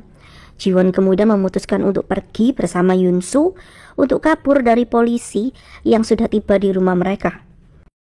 Dan setibanya di rumah Ji-won, Detektif Lee dan yang lain tidak menemukan Ji-won dan suaminya. Dan mereka pun terlihat cemas dengan keselamatan Ji-won setelah melihat CCTV di rumah Ji-won. Sementara itu, Ji-won dan Hyun-soo pergi ke sebuah hotel untuk bersembunyi dari pencarian polisi sementara. Hyun-soo kemudian mencoba menjebak Yung-chul dengan menelponnya. Ji-won merekam percakapan itu untuk membuktikan bahwa suaminya tidak bersalah. Dalam percakapan itu, Yung-soo membahas tentang Jo Min-suk yang ternyata masih hidup dan sekarang sedang bersama dengan Yung-chul. Yung-chul tentu terkejut Hyun-soo mengetahui hal itu. Rupanya saat tadi Hyun-soo menelpon Yung-chul, Jo Min-suk lah yang mengangkat telepon Hyun-soo. Yung-chul mengatakan bahwa komplotan Do Min-suk bukanlah dirinya, melainkan seseorang yang lebih berbahaya dan lebih gila darinya. Dengan bukti rekaman itu, Hyun-soo dan Ji-won sudah bisa membuktikan bahwa Hyun-soo bukanlah komplotan Do Min-suk yang sedang dicari oleh pihak kepolisian. Di tempat berbeda, Detektif Lee menerima kemarahan dari pimpinannya karena mereka telah dibodohi oleh Do Hyun-soo yang selama ini ada di depan mata mereka. Namun, Detektif Lee memilih untuk melindungi Ji-won dengan mengatakan bahwa Ji-won adalah korban dan tidak mengetahui bahwa suaminya adalah Do Hyun-soo. 정말 차 형사 관계 없는 거지? 차 형사 아무것도 몰랐습니다. Di tempat berbeda, Yung-chul menyandra Jo Min-suk karena ia hendak menyerahkannya kepada Baek Hee-sung. Jo Min-suk sangat ketakutan dan mulai mengingat peristiwa naas yang terjadi kepadanya 15 tahun lalu yang dilakukan oleh Do Min-suk dan juga Baek Hee-sung. Di tempat berbeda, Hee-sung menyuruh ibunya untuk berbohong ketika Detektif Choi ke rumah mereka. Ibu Hee-sung mengatakan bahwa Do Hyun-soo selama ini telah mencuri identitas putranya dan mengancam keluarga Baek. Kemudian pimpinan polisi diundang secara khusus oleh Direktur Baek. Ia meminta pimpinan polisi untuk segera menangkap Do Hyun-soo karena ia adalah orang yang sangat berbahaya. Direktur Baek sengaja berbohong tentang Do Hyun-soo yang menipu dan mencuri identitas putranya. Sementara itu, demi keamanan Hee-sun, kini ia sementara harus tinggal di rumah reporter Kim. Namun reporter Kim justru mendapatkan masalah karena pihak kepolisian sedang mencari Do Hyun-soo lewat dirinya. Setelah pihak kepolisian mendapatkan Hyun-soo sebagai daftar pencarian orang, di tempat berbeda Yung-chul mulai berpikir untuk memihak Do Hyun-soo atau Hee-sung. Ia merasa khawatir dengan keselamatannya sendiri jika memihak orang yang salah. Dan setelah itu, Jo Min Suk mengatakan bahwa komplotan Do Min Suk, yaitu si rambut pirang, adalah orang yang sangat berbahaya, karena ialah orang yang membunuh Do Min Suk dengan memukul kepalanya dari belakang. Yung Chul tentu khawatir dan terkejut karena selama ini publik mengetahui bahwa Do Min Suk tewas karena bunuh diri. Ia pun kemudian memilih untuk bergabung dengan Do Hyun Soo. Kemudian setelah mendapatkan alamat dari Yung Chul, Hyun Soo memilih untuk berpisah dari Ji-won karena ia tidak mungkin membiarkan Ji-won dalam bahaya. Hyun Soo memborgol tangan Ji-won dan kemudian berpamitan pergi. 다녀올게. Ia berjanji akan membersihkan namanya agar bisa kembali kepada Ji-won. Kemudian detektif Lee menjemput Ji-won di hotelnya setelah Hyun Soo melaporkan keberadaan Ji-won kepada polisi. Mereka kemudian pergi menemui pimpinan polisi. Ji-won membawa bukti percakapan suaminya dan Yung Chul untuk membuktikan bahwa suaminya tidak bersalah dan bukan komplotan dari Do Min Suk. Sedangkan komplotan dari Do Min Suk yang sebenarnya adalah orang yang membunuh pelayan keluarga Baek tadi pagi. Kemudian, karena desakan dari anak buahnya, akhirnya pimpinan pun mengizinkan penyelidikan untuk menangkap komplotan yang sebenarnya. Di tempat berbeda, saat hendak pergi menemui Yung Chul dengan sekoper uang yang ia bawa, Direktur Baek menerima telepon dari pimpinan polisi yang memberitahu bahwa Do Hyun Soo bukanlah komplotan Do Min Suk, sehingga keluarga Direktur Baek tidak perlu khawatir. Mendengar hal tersebut, justru Hae Sung dan ayahnya terkejut karena rencana menjebak Hyun Soo telah gagal. Direktur Baek sebenarnya merasa putra kesayangannya masih memiliki sebuah rahasia yang belum ia beritahu dan ia mencemaskan hal itu. Sementara di tempat berbeda, Hae Sun tiba-tiba diserang oleh penguntit yang ternyata adalah reporter usil yang selama ini mencari Do Hyun Soo. Kemudian setibanya di kantor polisi, detektif Choi dan rekannya sangat lega melihat Ji-won telah kembali. Sementara Ji-won sendiri saat itu merasa khawatir dengan kakak iparnya yang mengalami penyerangan tadi. Ji-won kemudian menginterogasi reporter yang menguntit Hae Sun, dan kemudian Yuna datang karena sangat merindukan ibunya. Sementara ibu Ji-won sendiri rupanya tidak bisa menjaga cucunya karena ia sangat syok dengan kejadian yang menimpa putrinya. Ji-won kemudian meminta tolong Hae Sun untuk menjaga Yuna. Hae Sun sangat diterima dengan baik oleh Yuna yang langsung bisa akrab dengannya. Sementara itu, Hyun Soo terlihat pergi ke kampung halamannya dengan menaiki bus. Kemudian Hae Sun menghubungi reporter Kim untuk meminta maaf karena sikapnya yang kesal kepadanya tadi. Ia menceritakan tentang penguntit yang ke rumahnya. Hae Sun hendak mengambil barang-barang Yuna dan kemudian mengajaknya bersembunyi di rumah reporter Kim. Namun hal tak disangka terjadi. Rupanya sejak tadi, Hae Sun diam-diam bersembunyi dan menunggu Ji-won pulang. Ia kemudian masuk ke rumah Ji-won karena mengira Hae Sun adalah Ji-won. Hae Sun yang sangat ketakutan saat itu memilih untuk menyelamatkan Yuna dengan menguncinya di kamar dan tidak membuka pintu untuk siapapun kecuali untuk ibunya. Dan setelah mengetahui bahwa pria yang bertopi hitam yang ada di rumah Ji-won adalah komplotan ayahnya, Hae Sun pun sengaja memakai name tag Ji-won dan berpura-pura menjadi Ji-won. Dan dengan tanpa belas kasihan, Hae Sun pun langsung menusuk Hae Sun. Hae Sun pergi setelah mengambil ID card dari Ji-won. Dan sesaat kemudian reporter Kim datang untuk menjemput Hae Sun dan juga Yuna. Ia sangat terkejut melihat keadaan Hae Sun yang sudah bersimbah darah. Dan kemudian ia pun segera membawa Hae Sun ke rumah sakit. Di tempat berbeda, detektif Choi dan juga detektif Lee memeriksa CCTV rumah Direktur Baek. Mereka mulai menganalisis waktu kematian pembantu rumah tangga Direktur Baek. Pembantu rumah tangga itu sempat memesan makanan setibanya ia di rumah. Namun ada yang janggal dengan waktu kematian yang dirilis oleh pihak forensik. Detektif Choi kemudian pergi untuk menanyakan sesuatu kepada orang yang mengantar makanan tadi. Kemudian detektif Lee dan yang lain mulai memeriksa rekaman black box yang ada di dekat telepon umum tempat penelpon misterius menelpon Hyun Soo tadi malam. Satu hal yang membuat mereka merasa aneh adalah kenapa orang misterius itu tidak menyadari kamera dashboard mobil yang bisa merekam dirinya saat itu. Kemudian Jiwon mendapatkan telepon tentang keadaan putrinya di rumah. Ia pun bergegas pulang untuk menemui Yuna yang mengunci pintu dan menunggu Jiwon pulang. Sementara itu, saat memeriksa rekaman CCTV di dekat rumah Jiwon, para detektif yakin pelaku tersebut telah menunggu Jiwon sedari tadi. Mereka kemudian berusaha untuk menjebak pria itu dengan membuat informasi palsu bahwa Jiwon telah tewas.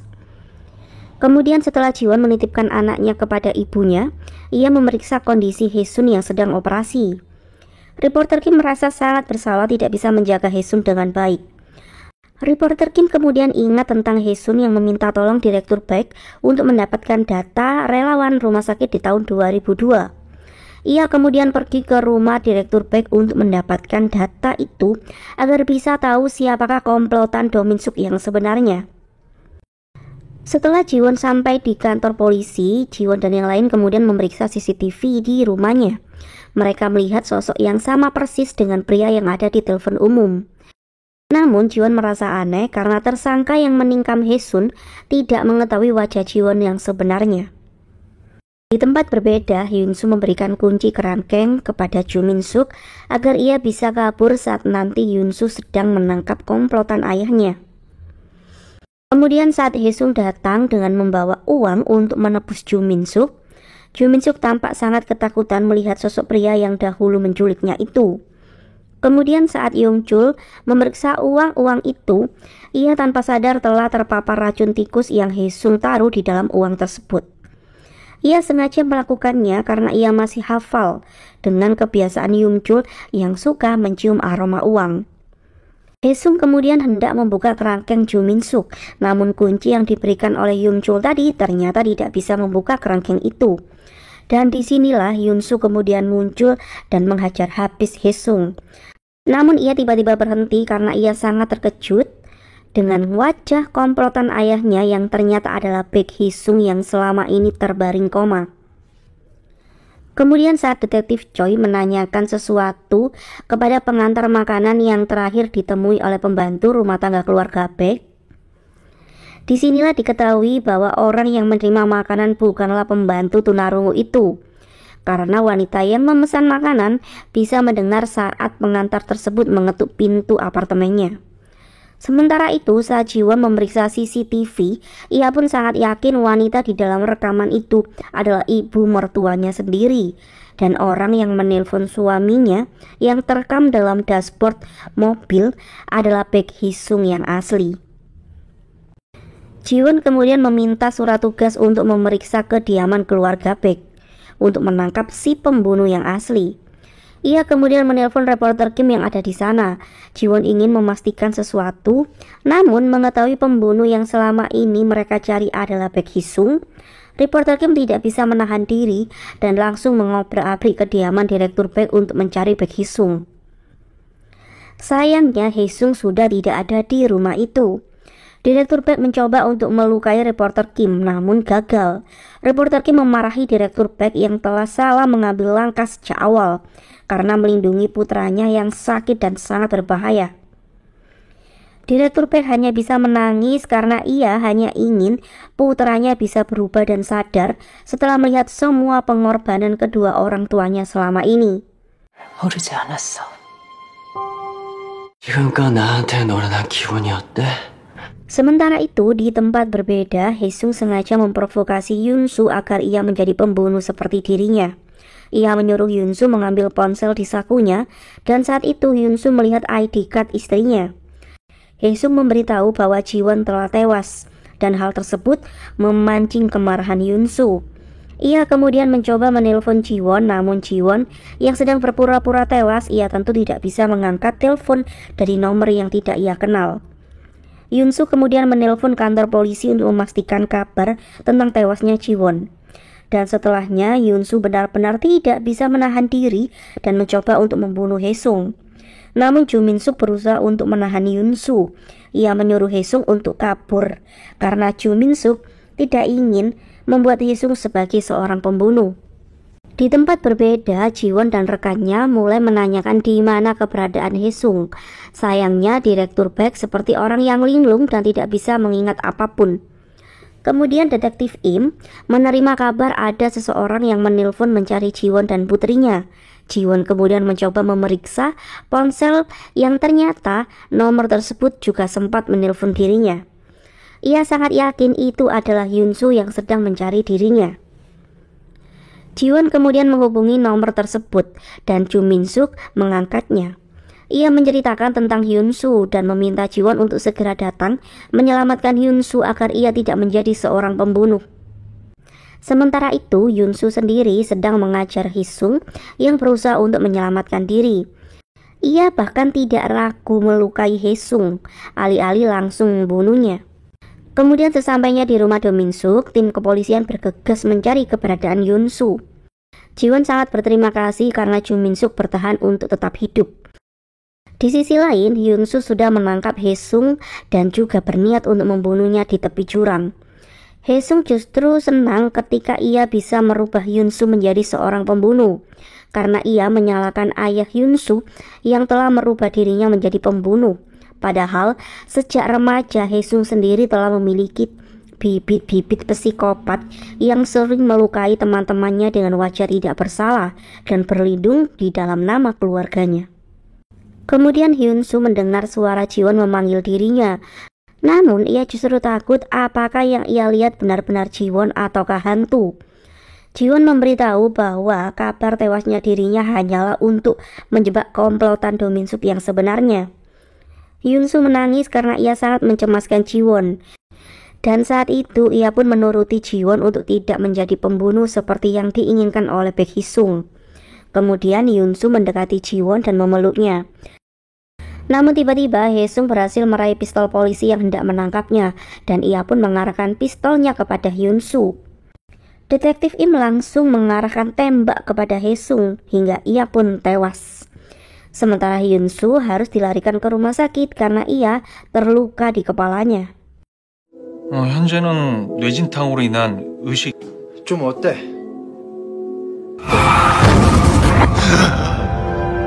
Singkat cerita, 1 bulan kemudian Hyunsu tersadar dari komanya. Namun saat itu ia hanya mengingat dirinya sebagai Hyunsu.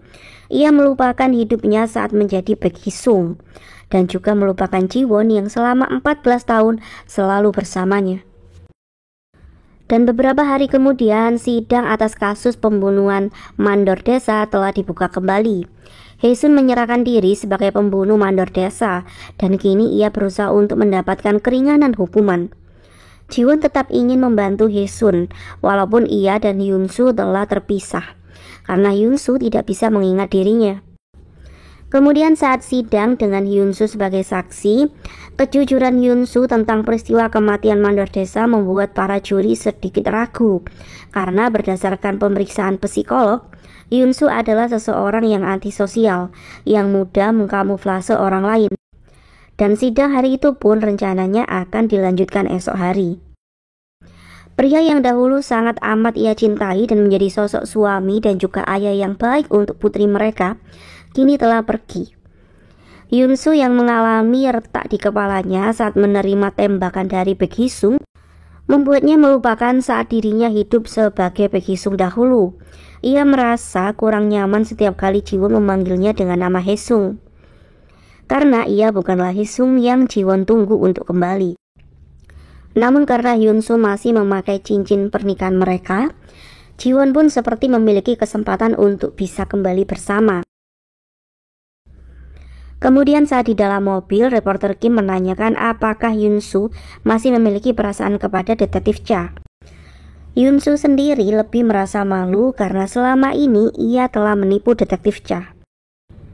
Di tempat berbeda, detektif Choi dan detektif Lee membahas tentang kasus dari Haesun, dan detektif Choi menemukan cara untuk membantu persidangan kedua.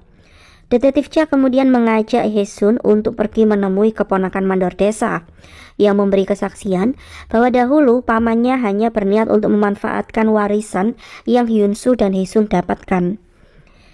Selama perjalanan itu, Hyunsu sering salah tingkah dengan berada di dekat Jiwon. Ia bahkan samar-samar teringat kenangan saat mereka bersama yang membuat Yunsu tanpa sadar tersenyum bahagia karena melihat senyum indah Jiwon. Kemudian saat bertemu dengan keponakan mandor desa, Yunsu sengaja tidak memaksa pria itu untuk bersaksi. Yunsu mengatakan ia telah memaafkan tindakan si mandor desa dan sekalipun pria itu tidak ingin bersaksi, Yunsu pun telah memaafkan pria itu dan tidak akan memaksanya. Jiwon tampak kesal karena pria itu menolak bersaksi. Namun tiba-tiba pria tersebut menelpon Yunsu untuk meminta maaf dan ia pun akan menebus kesalahannya dengan bersaksi untuk bisa membebaskan Haesun. Melihat Yunsu yang sangat pandai mempengaruhi orang lain membuat Jiwon merasa aneh dan bertanya-tanya apakah pria ini adalah Yunsu yang ia kenal. Yunsu pun sekali lagi meminta maaf kepada Jiwon karena Jiwon pasti kecewa dengan dirinya. Sementara di tempat berbeda, reporter Kim menjenguk Haesun untuk menguatkan Haesun. Haesun kini lebih tampak bahagia walaupun ia masih memakai baju penjara. Namun ia sangat lega karena tidak menjadi beban untuk adiknya. Ia berterima kasih karena reporter Kim selalu bersamanya. Dan keesokan harinya, kesaksian keponakan mandor desa pun akhirnya memberi perubahan keputusan yang baik untuk Haesun. Dan ia pun segera akan dibebaskan karena hal yang ia lakukan dianggap sebagai usaha pembelaan diri saat si mandor desa hendak menyelecehkan dirinya. Kemudian untuk memulai kehidupan baru, Jiwon memutuskan untuk pindah dengan putrinya, walaupun Yuna masih sangat rindu dengan sosok ayahnya. Di tempat berbeda, Yunsu berencana untuk mewariskan semua hartanya kepada Yuna, namun ia tidak berani untuk menemui Yuna. Dan beberapa hari berikutnya saat Yunsu hendak membeli tempat tinggal baru, agen penjualan rumah membawanya ke rumah Jiwon yang saat itu akan dijual. Dan saat melihat buku catatan di bengkel miliknya, ia pun kembali mengingat dengan samar kebersamaannya dengan Jiwon dahulu. Yunsu sangat sedih mengetahui Jiwon akan pindah dan jauh darinya. Dan saat itu, Yunsu memberanikan diri untuk meminta Jiwon memberinya kesempatan satu kali lagi. Jiwon kemudian memakaikan cincin pernikahan mereka yang tempo hari dikembalikan oleh Yunsu padanya. Dan setelah itu mereka berdua pergi untuk menjemput Yuna di sekolah. Yuna sangat senang bisa bertemu dengan ayahnya kembali. Dan pelukan hangat keluarga kecil itu mengakhiri drama Flower of Evil. 세상에서 아빠가